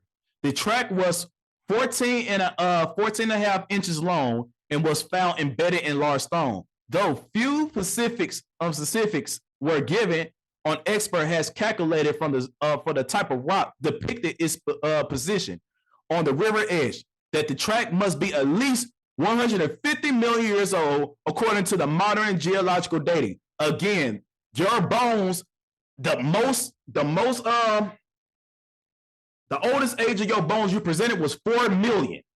4 million. We're talking about 100 million here in America. Why don't the archaeologists of America, why don't their findings go mainstream? Why don't the Smithsonian Museum don't put out this? It's because it goes against everything what scientists stood for. That's why. Because they do that, they're gonna have to start all the way over. We're finding remains that's older than Africa in America. But I have another source. This is the last part. I think this is the last part in this book. This is the last part in this book. Then I'm gonna go to this book right here. Sorry, that's my wife in the background. She came to the door. I apologize. Hey, real quick before you move, what's the name of this book again? And the source to this book? It's called The Forbidden Histories of the Americas. Forbidden by Daniel Lowe. Histories. This is mainly talking about the bones that the Smithsonian Museums was presented to, and they covered it up and they destroyed it. They lied and they never seen for again. I can show you old news articles of miners finding bones from a long time ago, and they called the Smithsonian Museum. They got the bones and they never put it on display, and they never heard from them again. This happened across the board so many times in the 18th century. It even happens up to this day that the Smithsonian Museum steady keep hiding human remains in America that predates this monkey crap that you're presenting, modernistic human crap that you're presenting. They always hush about America for some odd reason. Again, because it destroys the scientific world of today. They will have to start back over. And just like a relationship, nobody want to start back over. They don't want to do this all over. We're going to keep the lie going. But here we go. It says, the American Antiquarium, Volume 7, there's his source right there, pages 364 through 367, 1885, gave the account of another find associated with the St. Louis footprints. St. Louis now, it says that it is perhaps even more disturbing. I mean, disturbing. I think I said it right. I don't care. But it says, quoting from the priest American Antiquities, a particular set of tracks was described in detail. It says, then directly before the prints of these feet, within a few inches, is as well impressed in dark mark, having some resemblance to a scroll or a roll of parchment, 2 feet long by a foot width. But let's skip on down real quick, because we're still talking about it. It says, and perhaps right upon it. But as if this were not enough of a mystery, the limestone in which prints and paper appear is dated to the Mississippian age of 345 million years ago. I provided more evidence of America having bones, footprints. I mean, this book got even more. I just want to take more of that. Now I want to go to my next source. They're still talking about this subject. You need to learn who Louis Agassiz is. He is one of the biggest geologists in the whole world. Louis Agassiz's work is the base of the geographical science. Literally, you can look this up. It says, Geological Sketches by Louis Agassiz, 1867. You never been in school, in college, I don't know if you went to college or not, they told you books is the most incredible source, the best source that you could ever produce, especially memoirs. And this is a memoir of Louis Agassiz. This isn't just a book. This is his work. It says America, the old world, firstborn among the continents. Though so much later in culture and civilization than some of the more recent birth, America, so far as her physical history is concerned, has been falsely denoted. Denoted the new world. Here was the first dry land lifted out of the waters. Hers was the first shore washed by the sea that enveloped all the earth beside. While Europe was represented only by islands rising here and there above the sea, America already stretched an unbroken line of land from New Scotia, or whatever, for the far west. Go back. I'm telling you, this is a credible source by Louis Agassiz. Now we're going to the traditions of the earliest visitors of foreigners by Reuben T. Doran. And this is in 1908. All right. It says, after the discovery by Columbus is the latter part of the 15th century, it was customary to speak of the Eastern Hemisphere as the old world and the Western as the new world. No one seemed to care how long the Western Hemisphere may have existed before this discovery. I wonder why. But it says the discovery was new. Therefore, it was new to who? Okay. Therefore, the country also deemed new also. After the discovery by Columbus made it known, many alleged discoveries before unheard came to the existence from different nations. And we know about I don't know if you know about the individuals that came to America before Columbus, but there's a whole bunch of scholarly sources that prove that a lot of people came to America before Columbus. And also they gave descriptions of the people that was here. It says, we knew that the Eastern Hemisphere existed and it had existed for thousands of years, but disregarding the claims of some of the ancients, we did not certainly know of the Western world until it was discovered by Columbus. Again, I wonder why. And as the discovery was new and the country discovered was called new, even though it was ancient. Now, I'm going to go to the main meat of this book. This page talks about you can't tell the difference between something that's 100 million years old or 1 million years old. It's hard to decipher. Carbon dating is falsehood. I could read this, but I want to hurry up because I know you're probably getting impatient. But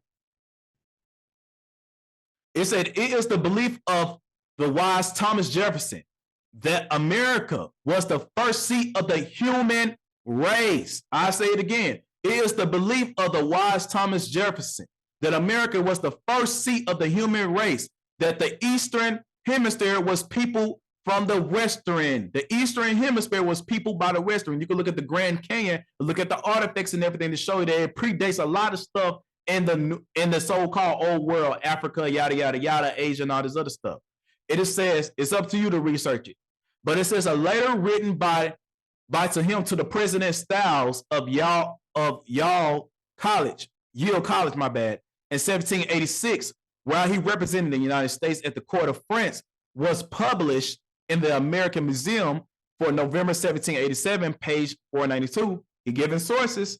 It says from the later that the following extract is taken, clearly stating Mr. Jefferson believed that the first inhabitants of Asia, who so much resembled the American Aboriginals, those are not Native Americans, went from America to Asia instead of coming to Asia to America. Now let me show you what those people had looked like. Boom. These are Asians, the original Asians. Don't they look like us? Yes, they do. Here's another of the original Asians. These are old photos from the 1800s. This is another of Aboriginal Asians. Again, these people do resemble us, some of us in the South. So what he is stating, that America was people first before the other continents, and it happened in reverse. Now, let's see, is that everything that I wanted to talk about according to that topic of America being the old world? Let me check. Let me just make sure. Let me make sure. Then if I don't have anything, because I don't want you coming out and saying I can't prove anything, which I literally just did. Let me pull up my folder again. Let me pull up my folder again. Desktop, new folder. No, that's not it. Go down. Go back down. I wish you got my background. Okay, pull up this folder again. Darwinism, labelism. I'm gonna get into all that later on. I can tap into Pangea if you want me to. I can show you that that's fraudulent too. Cause let's tap into that. Cause you was talking about we got to keep it on Africa because you think we're not from there. Remember that? Because that's contributing to Africa. Because you said the migration period came out of Africa. I can show you who the one that came up with that theory, and his name was hold on. Here we go. We got to stick to it. Because I don't want you out here stating that you cannot prove anything, you can't display anything. Meanwhile, I can. I've been doing my work on this. I did this for a long time. The one who you got this theory from was Alfred Wegener, wherever he is. He's a German scientist, geologist, or whatever. This who you got this out of Africa theory from, which is nothing but monkey bones. Alfred Wegener. And now, in case you don't know things that he had done, this is his theories. They're not factual, but this is his theories. It says, proceeding from these facts, Wegener hypothesized that the continents were gigantic blocks which floated in the denser sigma layer, which was icebergs floated in the water. Of course, the sigma are both solids. He said, having assumed the fundamental possibility. Now, let me go back up here. It says, thus, the contention that the land masses move horizontally needs to be need a special explanation. And this were difficulties, which he's saying these are difficult. You cannot really explain how these continents move, because in reality, I'm just gonna jump the gun. They did not move. They wasn't even the way how they say it was formed. Even your shape of the map that we got today is wrong. The shape of the continents is wrong, and they keep on passing it off. That's how it is. And I can provide maps from the 16th century, 14th century that promotes my claim. But it says the potential opposing arguments began to arise. Now, this is what he said right here. This is right here. He said South America connected to Africa. And according to your theory, brother, you said the migration period, that's how it happened. They walked across and all this other shit. That's how they did it. And this had to take place during the time of Pangea, because that's the only way that they could have done it. And let's show you that there's complete fallacies. Get down here. It says, you consider my primordial continent to be a fragment, a figment of my imagination. This is Alfred, the guy you believe in, because you believe in the Africa theory. But it is only my question of the interpretation. It's just an interpretation and of observation. I came to the idea of the grounds of matching coastlines, but the proof must come from a geological observation. Again, the world maps today is completely fraudulent. So therefore, he did not travel anywhere to see the coastlines. He was just looking at maps, modernistic maps. That's all he was doing. And it says, these compel us to infer, for example, a land connection between South America and Africa. That's the only thing he talks about. And it says this can be explained in two ways: the sinking of the connecting continent and separation. Previously, because of the unproven concept of the premise, people have considered only the former and have ignored the later possibility. But the modern teachings of the more generally are current geophysical ideals oppose the sinking of a continent because it is lighter than the material of which it sits. So basically he's stating it's impossible for it to float. It's impossible for it to float. It could not break up like that. They already proved that this man wrong, that no, the continents could not drift like that. It would take something very, very, very powerful to make continents break apart like that. And they learned that these continents is not even sitting on the platonic plate. That's a whole different crust, a whole different layer that's not even moving these continents at all. But to get to the point, to show that this did not happen, they found civilizations right there in the middle of the ocean to prove that, hey, it's impossible for them to cross by. How these maps fit together when they found civilizations dead smack in the middle of the ocean. This right here in the Bermuda Triangle. Civilization straight up there. So they show you that America could not connect over there. The maps is all wrong because they finding civilizations right in the middle of the ocean. They found this continent right here. This is an old map. It says if it was Atlantis. They found that right there smack in the middle of the ocean. Another one, they found another continent on the other side of America. And civilization ruins dead smack in the middle of the ocean. It was showing you that Pangea is fraudulent. I mean, the proof is here. And this map right here, this is what I really want to get to, then I'm done. I'm done after this. This is the oldest map you can find, the most accurate map you can find of the world. This part right here, this is America to Asia, which what the first book I was telling you about, they said the people of America walked to Asia. We'll show you proof of that. But this continent is missing. In Antarctica, it show you everything was connected from the top, not from the side. Then on top of that, you got these outer continents that nobody's not talking about. Why is the scientific world quiet about this? But I'll rest my case on that. Your migration periods fallacies, the oldest bones was found in America. You keep on talking about monkey bones. I could play a video that's showing that Africans do not have this Australopithecus Neanderthal DNA whatsoever. They already did an article on BCC, a video on it. But I could show that if you want me to, but I've been talking too long. I rest my case. I prove my point. Ooh, I hear you, man. I hear you. I appreciate you going in detail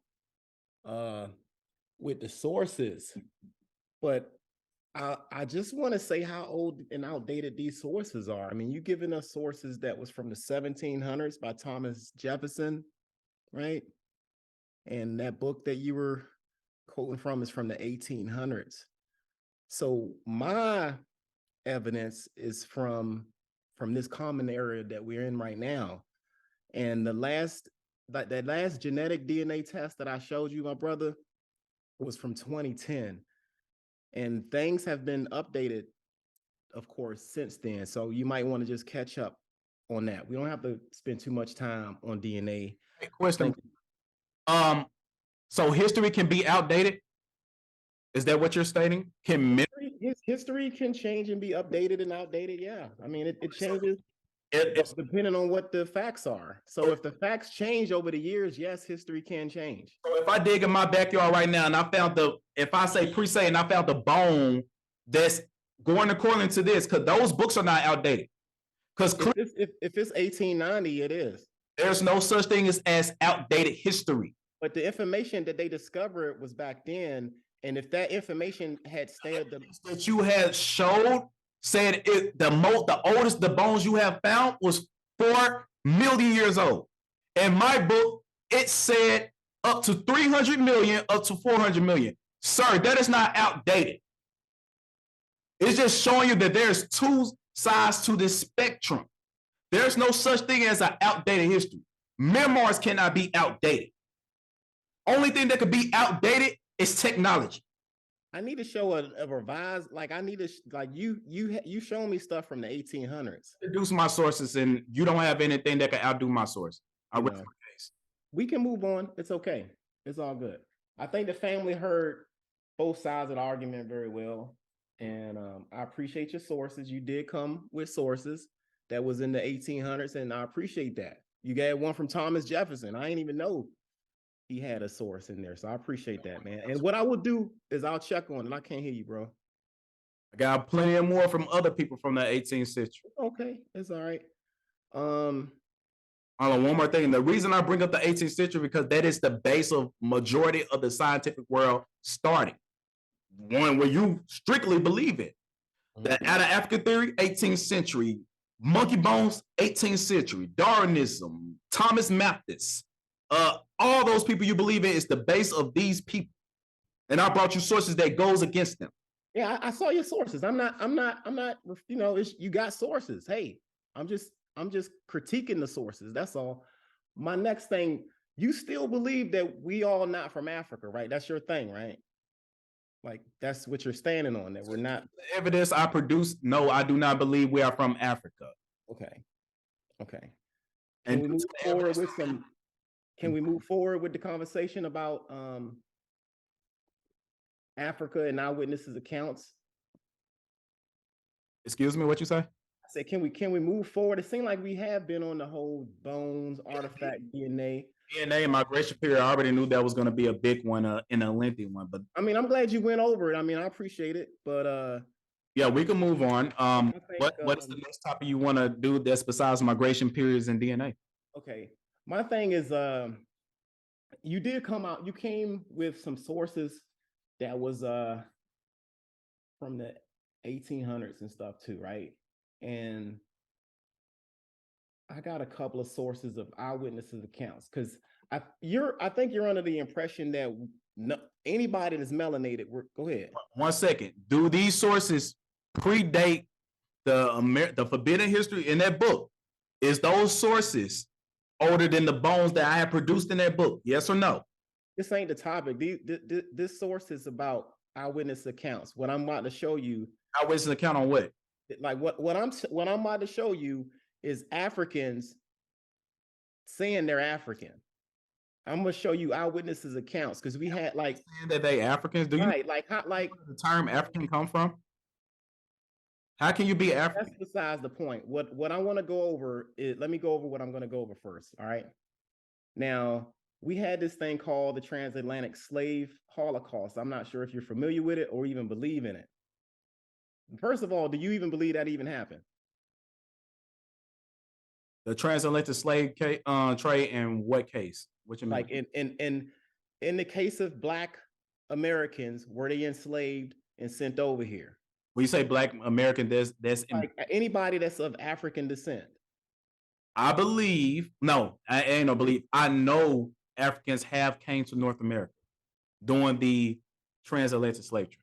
You don't identify yourself as an African descendant, though. The degree of how many came over here, that's when we at the crossroad. Say that again. The degree of how many Africans came to North America, that's where we at the crossroad. Okay. You don't believe that the amount that they estimated is the amount. You think it was just a few. You think there was more people over here. You said it correctly. You said estimation. Estimation is not accurate.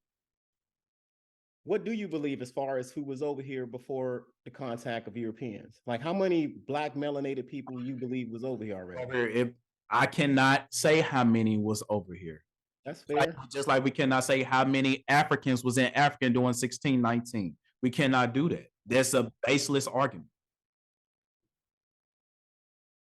Well, according to the science, according to the 2010 article that I showed you guys from the National Library of Medicine, it says that we have 71% Niger-Cordonian DNA in our veins. That means we are descendants from Africa. You said we're done with DNA. I thought. Okay, I'm gonna move on. That was. I already presented I my. say that to move on to this. I say that to move on. We don't have to talk about DNA no more. But let me finish because I ain't cut you off, man. You talked for a whole long time. I ain't cut you off. I was real respectful. Let me get mine out, and you can get yours out too. All right. No, yeah, we can talk. It's all good. So, I'm reading from the book How Europe Underdeveloped Africa. Right? This book talks about how Europe underdeveloped Africa, but there is a specific page in there, a couple of pages in there that I'd like to talk about.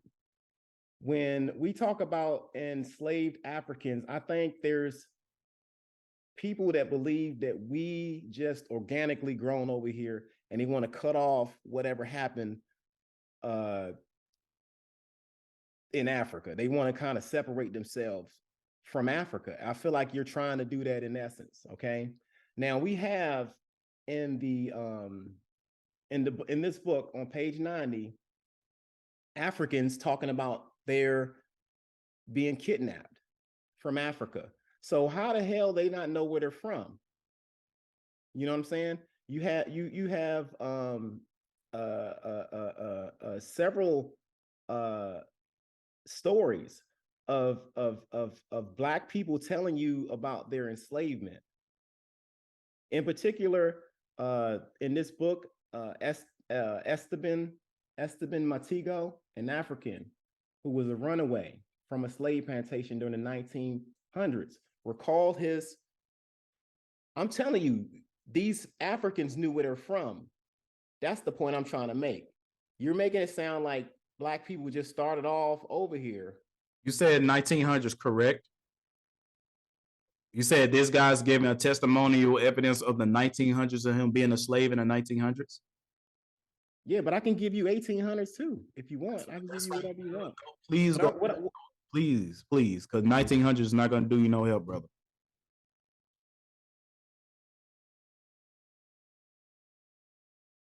That's not even the beginning. Let me see. Hang on, let me make sure real quick, because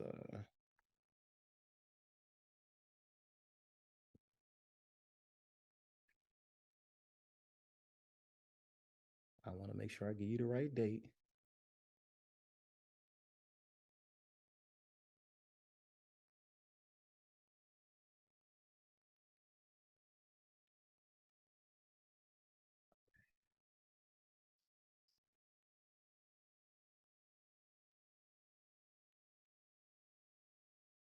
Give me a minute, man. I'm trying to pull up some stuff.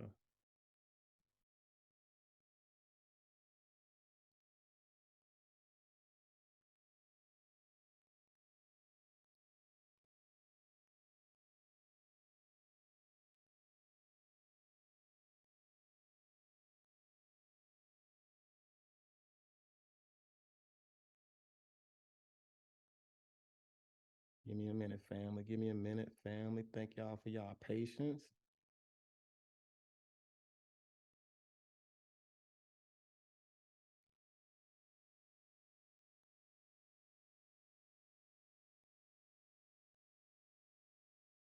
Thank y'all for y'all patience.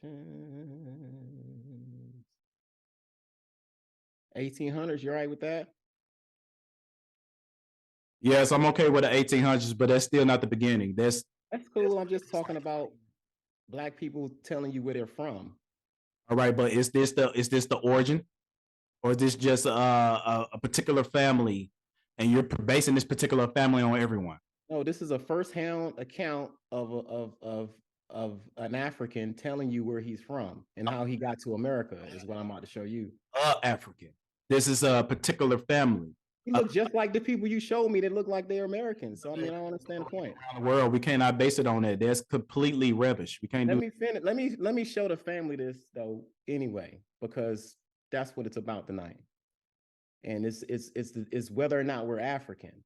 I'm showing you testimony from an African that was kidnapped in Africa and sent over, and he's telling his story. Gladly, go ahead, proceed. All right. So give me a minute. I'm gonna try to share this screen. Family, where you go, man? All right. Thank you for allowing me to share my screen, my brother. Can you see me on there? Can you see that? Yeah, I can see it. Okay. Now this source is from the UNESCO source right here. UNESCO's like a World Heritage Site. They got a lot of information. If I can pronounce this brother's name correctly, this is the life of Olaudah Equiano. All right, this was written by him. This is a story that he tells. You know, a lot of the rhetoric that I hear is that we forgot who we were, right? And we're not African. But this brother is going to tell you exactly who he was. His story. Equiano was born in a village in Igbo land, Nigeria in 1745. About the age of 14, him and his younger sister were kidnapped on the outskirts of the village by slave raiders. He was taken to the coast, sold to the traders, and placed on board a vessel bound for Barbados. For the better part of his life, he was enslaved in various English colonies, but finally he found his freedom in England, where he participated as a principal spokesman in the anti-slavery movement. He established a reputation in English as a public orator, a frequent writer to newspapers, and as a socialite in the Radical Society. His autobiography was published in London in 1789. So if we're not African, why is this brother telling us that he's African and where he's coming from? Hey, brother, where were you born again? 1745. You said Abilene, Nigeria. Igbo land. That's Igbo land, Nigeria. He was born in 1745, and at the age of 14, him and his sister was kidnapped and sent over here to the New World. How is that possible when Nigeria didn't get its name until 1897? He wrote the book and he's telling you this, bro. How is that possible when you got them when they ain't have the name? Because you had enslavers, you had Portugal coming in Africans didn't name Nigeria, enslaving folks. What you say? A foreigner named in Nigeria. How was he from Nigeria when Nigerian wasn't even existent in 18? He was in Igbo land. How can you tell this brother where he wasn't from, man? He wrote a whole autobiography about himself and his sister. He has a fine memory of who he was and where he was from. That's fraudulent. You can look up. You can go to Google right now and look up when they got the name. It says literally 1897, literally a couple of years before the 1900s. That's impossible for him to be from Nigeria. That's a fraudulent. Who wrote that? Who really wrote that? This is from the UNESCO library. Who wrote that? It'd be written in cursive. This is printed. And you say he's Nigerian? That's what the brother is telling us. Okay. How can you tell him? How is an autobiography fraudulent? He wrote it about himself. This man did not write this. Okay. Okay, y'all see the source. He was from Nigeria. Slavery went on before the 1400s in Africa. You know, the Portuguese was the first European nation to enslave Africans on the West Coast. The Pope initiated the enslavement of Africans on West Africa. Pope Alexander V. It was called the Papal Bull Decree. Okay, so around that time, you had ships going around the coast of Africa, enslaving Africans, sending them over there. I can show you a source from the slave voyages. About 31,000 slave ships ended over here between the 1500s and the 1800s. Is that approximately, or that's a straight? I can say approximate, but it's from that source. So if it's approximate, it's not. You could lie. You could easily lie about numbers. Like you can go to slavevoyage.com. You can easily lie about bones being here 400 million years ago. I read a book. You know what I mean? And we're reading this. We're reading the autobiography of this guy. That's his testimony. And who are we to say that we can't believe this brother telling us where he's from? That's, you know what I mean? Because he did not type that. You know what neighborhood you grew up in? Somebody take you out of your neighborhood, right? And turn you across the world, and you ended up somewhere else. You know where you from day one. You're gonna be like, no, man, this ain't me. I know where I'm from, and you're gonna write down in detail what happened to you and how you got to where you're at. That's what this brother did. What I'm saying, brother, look, just pay attention to what I'm saying. I'm not trying to make you angry or anything like that. Oh no, I'm not angry. I'm passionate, man. I'm good. We cool, bro. How can he write the word Nigeria when the word did not exist until 1897? Igbo land. Okay. specifically. Okay, so how did they put Nigeria right there? If he wrote it, shouldn't they do a straight copy from his memoir, word for word? Who added the word Nigeria? If he wrote it. The brother is from West Africa. Oh, Regardless of not, he's from West Africa. I'm just And saying, he's bro. from Igbo. They'll And just- matter of fact, look, let me finish. When Right. I took my DNA test, it popped up in Nigeria. Your DNA test is in Nigeria. 31%, 38% of your blood goes back to this area. We already, Either an Igbo we already or a Hausa or a Fulani. DNA. We are already showed you from my stance that it's fraudulent. I hear you, bro. It's all good. I'm saying just straight from this source, just from the word Nigeria, and you saying 1745, which wasn't even existing. It takes a quick Google search just to look at it. It didn't come into existence until 1897. So therefore, this couldn't be his straight. I'm saying he's lying about his origins. I'm saying whoever wrote this story is lying. I ain't saying He wrote the book, fam. Impossible. It says right here, it was written by himself. It was written by himself right here on a UNESCO site. These are very sourceable, credible documentations. It's an autobiography. It's like Malcolm X. He wrote an autobiography about himself. We're gonna say we don't believe anything that he wrote about his mama. So is he gonna? Look, hold on. Malcolm X said that he used to eat dandelions in his autobiography, and we're not supposed to believe him. His mom had to feed him dandelions because they couldn't eat. And that's like somebody 20 years from now saying that, well, Malcolm X lied about what he said in his autobiography. I don't believe it. I'm just gonna agree to disagree. I'm just saying. This is evidence. Evidence. I'm just saying it couldn't be credible evidence if Nigeria didn't exist in the 1745 or whatever what you just posted. Okay, could we agree that the landmass of West Africa existed? I mean, of course. Okay, so that's where he's from, is the bottom line. The bottom line is he's from there. You can call it Nigeria, you can call it whatever, whoop de whoop, whoop de whoop. What I'm saying is this brother is from the West African side of the continent, and he was kidnapped. He wrote about it himself, and he told a story when he got over here. These Africans know who they were. That's the point I'm trying to make. I think there's a lot of miseducation about people thinking that they're not African, or we never was from over here. Or something. Can I ask you this question though? Yeah. How's people from that continent calling themselves a Latinist name? Like, isn't it kind of disrespectful to their tribes and nations of who they are? Like, why are you calling yourself African when African came from Scorpio Africanus? He called himself an Igbo from Nigeria, Igbo land. I don't know. I'm just saying, bro. I'm just talking about Africa personally. Like, I was just giving you an eyewitness account. These are actual testimonies from actual people in the 1700s telling you where they're from. Not us in 2023 trying to figure out where these people were from. These are brothers and sisters back then saying, hey, man, look, I'm from Africa. I was kidnapped and brought over here. So we have testimonies of that. They're saying he's not. They're sure the same complexion as him. That's fine. That's cool. Whatever. Okay, so we talk about one seed line, him particularly. We cannot base one seed line, one person, and place it on a whole entire nation. That's what a lot of people is doing. It ends up into fallacy and pseudoism. You can't do that.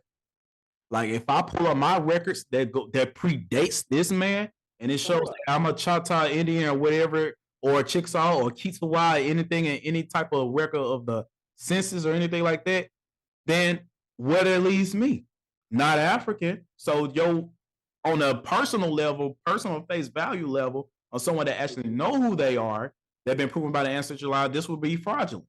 If you're trying to base one person on the whole nation.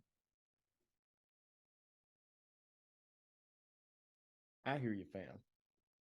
I'm just giving you this brother's testimony from the 1700s when he was over here. And most people that was over here that looked like him were enslaved. And this is his personal story about how he got over here. That's what I'm laying down for the family. That's what everybody can see here. And we don't have to stay on this topic long. Let's go to, we can move on a little bit.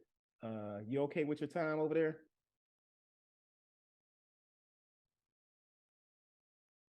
Oh yeah, I'm okay with time. I'm just trying to look at what I'm gonna cover with because we probably is gonna have to.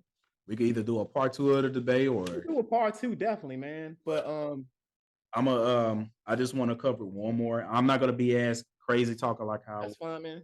You cover one more, I cover one more, and we can wrap it up. It's all good. Okay, this will be a dual part because I'm gonna have to cut the time on it on my part, but I'm gonna deal with the description of the Indians that was over here, and we talking pre-colonial time. All right, so let's go. I'm gonna switch it back to.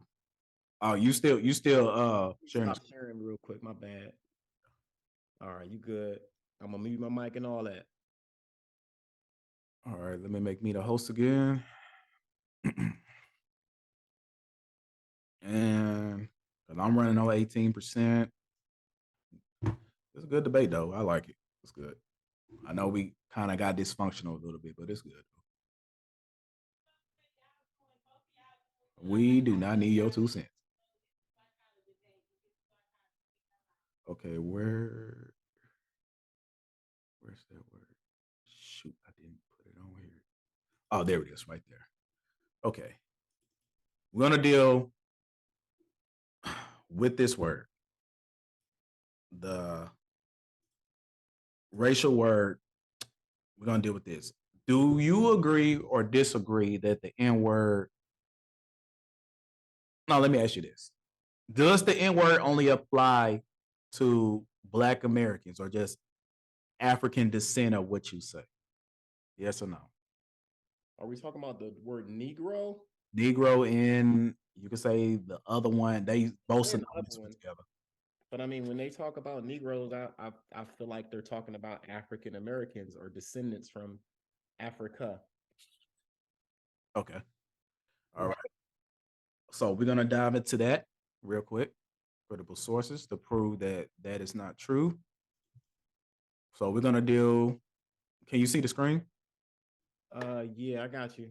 All right. So Words. we're in the book called "The Facts on Foul Encyclopedia of Words and Phrases, Origins, the 4th edition." All right. It says we got the N word, when used by white persons to describe a Black or African American person. This is probably the most offensive, hateful, hurtful term in the language today. I'm going to skip all the way down. It says the N word. Again, I gotta say N word because again, I got TikTok running, so gotta kind of keep it sensitive.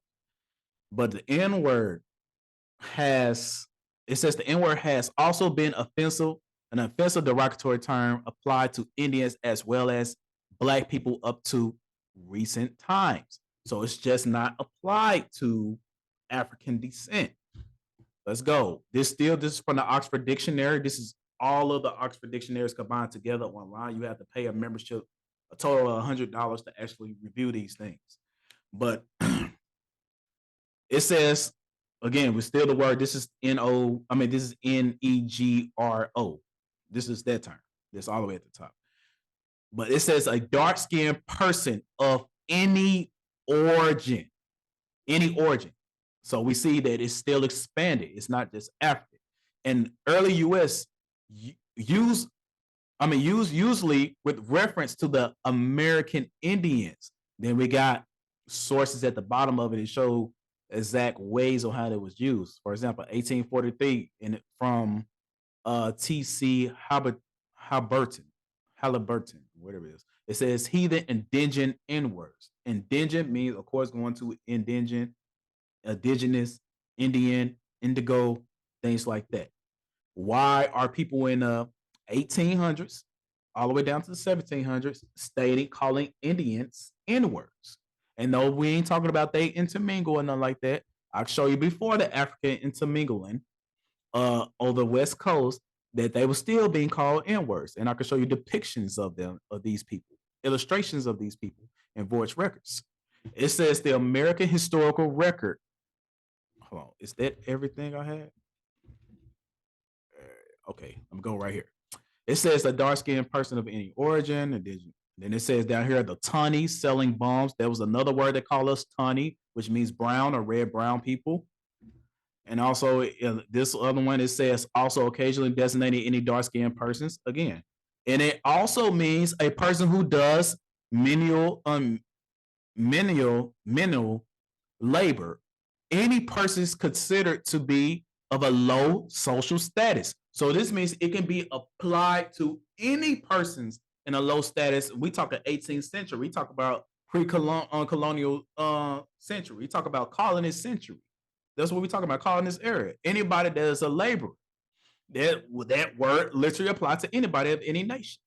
So we're going back. Right here, the American Historical Record, and it's by Benson L. Losing, Volume 1, 1872. It says, Mr. Dwight, one of the committee asked if so many whites being there did not tend to discourage the Indians from being interested in the meeting. Mr. Marston thought it might. It says, here's the source right here. It says, Apes Indian Nullification, Boston, 1835 persons. It says, persons, blacks, and Indians are synonymous. I'll say it again.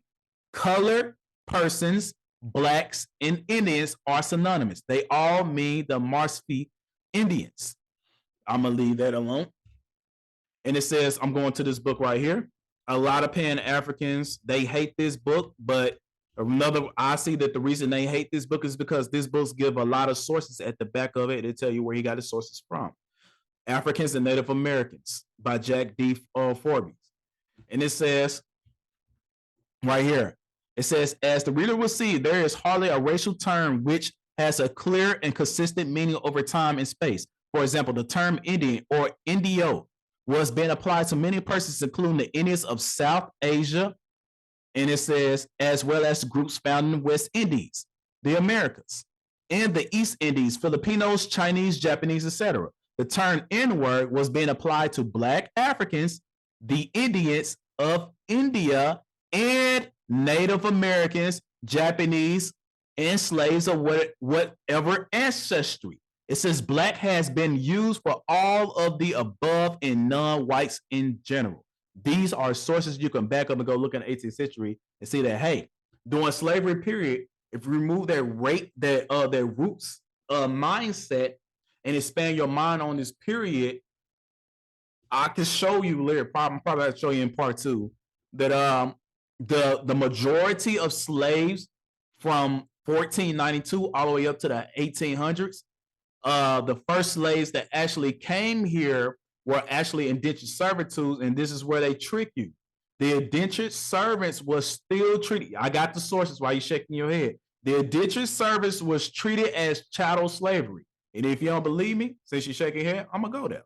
But it says by the illustrations, it attempted to grapple with the problem of Black Africans and Native American mixture. This is later on, especially with the question of to what extent African Americans throughout the Americas are part American Indian. It is the first necessary to focus upon the clarification of such racial and ethnic terms as were used in colonial and early national periods. The key terms include mulatto, pardo, color, free color, N-word, Zambo, Sambo, Misty, and Mestizo. Now, when you shaking your head on that part where the predominant slaves, the first slaves that got here were of the British colony. And I'm going to bring that up real quick. Where is it? Here we go.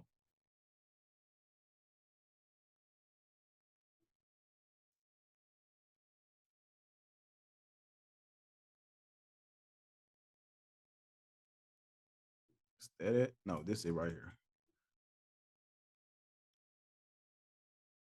Okay, I'm going to start right here. This right here is the contract. Usually every single slave, no matter if you was chattel or indentured, you had a contract. Hold on. I don't see what you're looking at real quick, man. I don't know if you still trying to pull that up. I'll shoot. Hold up. Stop it. And we go. There you go. It says, basically, what I'm about to present to you, I'm going to have to speed through it. Every slave, no matter if it's chattel or indentured servitude, everyone had a contract and they had a period to serve. A lot of people don't know what really happened in the basis of slavery. Y'all don't really know what happened. You only know roots, and that's it. And roots is a fraudulent thing. It's been proven roots is a fraudulent thing. The man got sued. But this is one of the contracts of indentured servitude. And I'm going to show you that the first slaves that got here, the first African slaves, were indentured service, the first 20 ones. They had a contract, and they was given 2,000 acres of land once they completed they 7 years. But the first book I'm going to is White Servitude in the Colony of Virginia. And it says right here, it says a persistent neglect of labor was to be punished by the galley. And it says service from 1 to 3 years. It says penal servitude was also instituted for petty offenses. They worked as slaves in irons for a term of years. The planters affirmed that there were continual whippings, and extraordinary punishments such as I ain't gonna say that, and shooting and breaking of the wheel, even burning. And it says, but it also likely they have much exaggerated the state of affairs. The system at least proved solitary. So you seeing like here in the instance that indentured servitudes was still getting the same harsh punishments of chattel slavery. And again, this book is talking about white servitude. Going over to this book right here called They Were White and They Were Slaves. It says, there were two sorts. First, such was the brought over by masters of ships to be sold as servants, such as were called them my dear. And it says she, but they were more properly called slaves. This was by Daniel Defoe. It says, this is the history of white people that has never been told in the coherent form, largely because most modern historians have the reasons of politics and psychology refuse to recognize white slaves in early America as just that. Today, not a tear is shed for the sufferings of millions of our own enslaved forefathers. 200 years of white slavery in America have been almost completely obliterated from the collective memory of the American people. Really, that happened by mainstream media because they ain't want to teach you that. Because all these people came from freaking criminals. But it says, who wants to be reminded that have perhaps as many as thirds of the original American colonists came here not on their own free will, but kidnapped, I don't know that word, and it says impressed, duped, and beguiled, and yes, in chains. We tend to gloss over it, and we prefer to forget that the whole chapter. It says a correct understanding of the authentic history of the enslavement of whites in America could have profound consequences in the future of races. We cannot be sure that the position of the earliest Africans differed markedly from the white indentured servitude. The debate has considered the significance for interpretation of race relations of American history. So, go back. America. I really just want to get the numbers, to be honest. Get back out of here. It says, here go the slaves. It says the great body of servants was comprised of the former class. They were free persons, largely from England, Wales, Scotland, and Ireland, who wished to go to the colony as sailors to better their condition, but were too poor to bear the charges of transportation.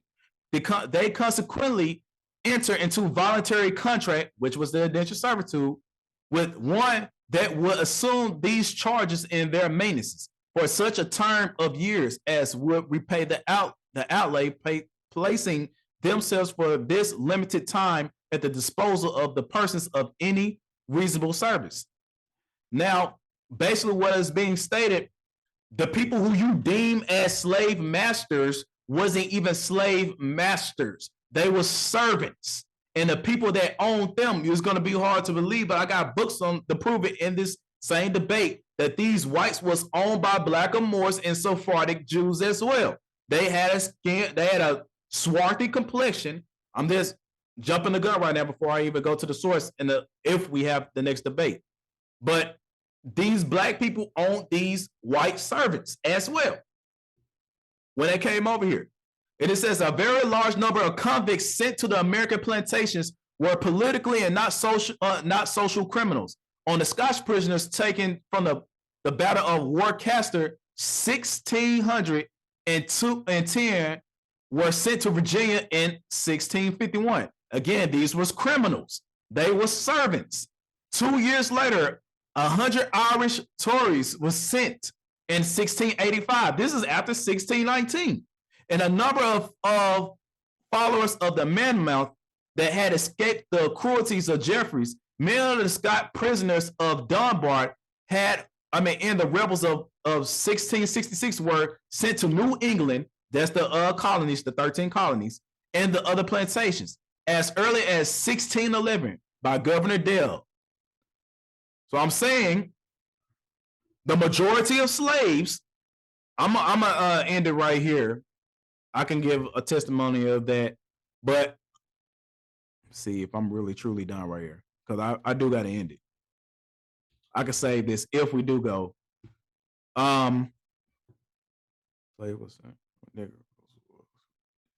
It says some of the N-words were early reported as slaves, however, never had such a status. At least a few of the first N-words brought to the country were indentured servants, like white persons of the class imported during the beginnings of the colonies. I'm telling you, this actually lasted all the way to 1719. During the time of 1719, that's when the chattel slavery actually began.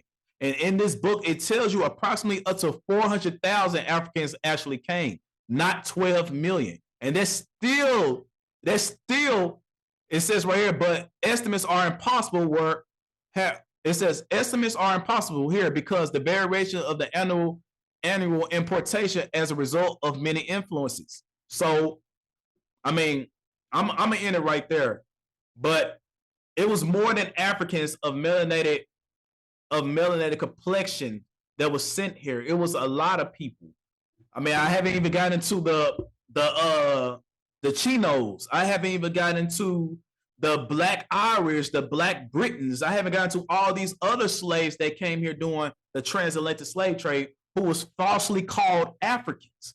I mean, I got a lot of stuff. And I haven't even gotten into the conquistador colonial period of the Indians being sent to Virginia and been traded back and forth. And that was getting reclassified as N-words and Africans when they had no African origins. I mean, I got all those sources, but I'm gonna just cut it dry because I'm on 10%. So I'm gonna leave it right there. You go ahead. But I'm done on that topic. I'm finished. Okay, brother. I appreciate it, man. That was great with the sources and all. Again, I think they're a little saying that they were white servants that doesn't, like, you can't compare our enslavement here to anybody else's. We didn't come over here as indentured servants and we weren't on the contract. First 20 servants of Africans came over here was indentured servants, and the rest of them came. Hey, the first 20, I give you that, but what about the rest of us? The rest of them, all the way up to 1760, was indentured service, and the only way they became chattel slavery is due to punishment of escaping. That's how they had a lifetime sentence of chattel slavery. I mean, you got to actually look up the crimes and everything that took place during that time, which equal to them being in a lifetime of servitude. And it just wasn't Black people. It was white, it was Asians, it was Muslims, Arabs, it was all types of people in this mixing pot of the Atlantic slave trade. Chattel slavery then began into the 17th century. So so slave dungeons wasn't a thing. Actually, that council out there in Angola, they already investigated and proved that they later put those shackles and everything there. They was not there in the beginning. I can show you a documentary evidence on that. Not true. We have hey, let me finish real quick. Just because you went there doesn't mean it was true. I'm telling you, that stuff was placed there later on. It was, Mana dungeons are a real thing in West Africa. You can't deny the dungeons that was there in Africa. I said the one at Angola that over there at the islands is the fraudulent one. I didn't say all dungeons was. The main one, the mainstream one that everybody go visit for tourism, that one is fraudulent. That was a woman's house, and they later put the chains and the bars and the shackles, everything later on in the basement. I saw the document, I read everything on it. That's completely fraudulent. Hear you. We don't got to go farther than this, man. But I wish I can. Like, I can't show my reference on this book, but this book is called The Diligent. You can't see it, but this book is called. I'm gonna take a read on it, just read it. But if like I say, if you pre-chance want to do a part 2, Yeah, we can come back later. screenshot it, or your next will take pictures and present it on the next one. These are slave voyages, and these are stories from the captains of these ships going into the coast of Africa, picking Africans up, right? Loading them up, bringing them over here. You have another book titled The Last Slave Ship. I don't disagree with Africans coming to America. Okay. I said the majority. The majority of people here aren't African. I think you're still feeling like that right now. So the majority of slaves was not African. That's basically what I'm saying. When I even got the source, like I said, my thing is done, but according to the Indian slave trade, it says more American Indians was outported more than the African import. And I got instances of American Indians being shipped to Angola, to alleged Nigeria, which that wasn't even there, to Portugal, to the alleged Congo, which didn't exist to the 18th century too. I got all these sources showing that the Atlantic slave trade happened in reverse, with American Indians being shipped out more than the Africans. I mean, I got evidence that can show you that a lot of the natives were taken out when they first came in here. That was paper genocide. Walter Plecker is responsible for that. That was a complete lie. And smallpox was a lie too. They had no evidence to prove it. No evidence to prove what? To prove that the massacre of natives? A massacre of people dying by disease. There's no proof on that. All of it was fraudulent. I already read the whole. I'll tell you, I got these sources. I'm just jumping the gun right now. Okay, bro. Well, I think we shared a whole lot tonight. We don't got to go no more than what we got to right now. Good debate. I still want to check the sources of that book, of that 1896 book, volume 6. What was that? And then the Thomas Jefferson thing at 1787. Okay, gladly.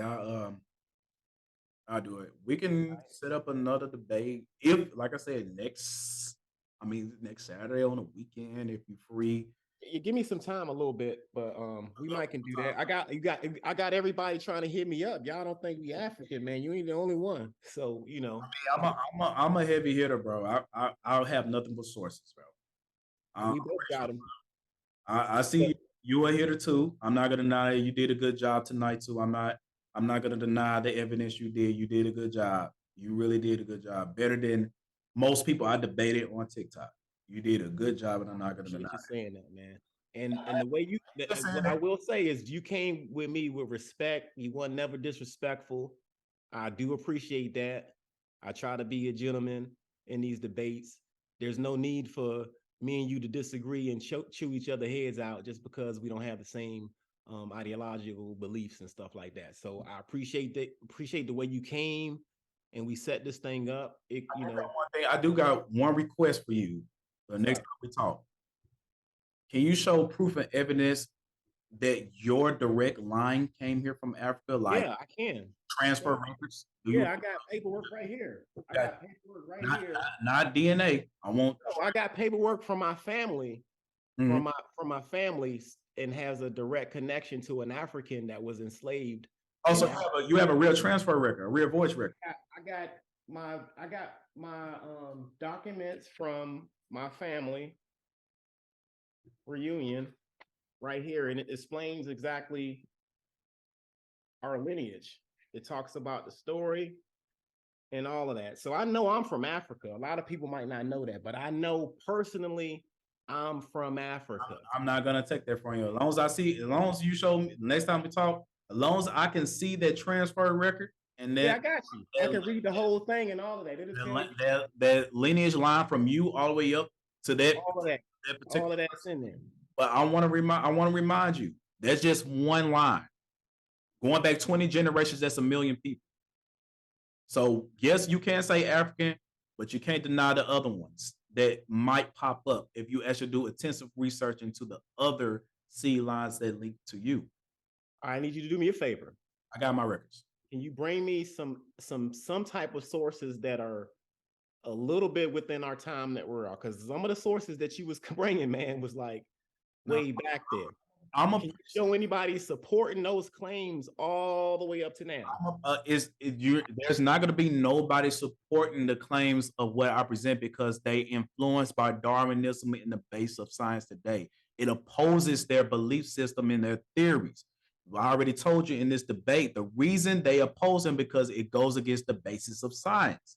They will have to start all the way over. But I'm a person that loves old history. I'm a person that loves memoirs more than anything because those are firsthand accounts. I'm a person. Right, but hold on now. My first can account, you was like that brother wasn't right. See, he said where he was from. Let me take that. Let me take that back. I mean, the person that published it, that put the word Nigeria in it, I'm against that person. Okay. If you can provide next time a real the only thing I can do is provide his autobiography that he wrote himself. I think that the oldest primary. Give me the oldest one. Like if you get one around the time he actually lived, that actually have the year, that's perfect. That's perfect. I would. He wrote it around that. He wrote his accounts when he was book. The one you presented, that was a modernistic book. I'm saying the one, but I'm not saying his biography is false. I'm saying the person that published it and added shit in it. I could tell it was lies in it. Oh shoot, my phone died. It's all good. Hey, look, we can wrap it up, man. I know your phone dead and everything, but look, man, good debate. I appreciate you being respectful the whole thing. You a little long-winded. We ain't had no clock to regulate that time. I ain't like that part. That's the reason why I wanted to have a moderator, not to like bring drama into the whole debate, but to have somebody to be able to regulate our time and that way we don't have to pay attention to it and stuff like that. But you reaching out to me. I was on vacation when I took that whole. Oh yeah, I was watching your videos. I was liking that shit. I was like, you got like Earth Speaks mad because I done picked you for the debate instead of him, but he already handled another death row member, so we all good. But man, I'm gonna say good night to you, brother. Mm-hmm. Send me your email so I can send you this thing too. Bro. All right, we'll do that, man. All right, man, and hopefully we can make another debate in the future. I don't want to put any date out there right now. I want to catch up a little bit at the house. That's fine. But yeah, I'm always entertaining stuff. We don't have to debate about this. It can be about something else too. So it's all good. That's fine. All right. All right, man. Y'all have a good night. Poor City coming right black at y'all with his African history, culture, and greatness. All right. Be safe, bro.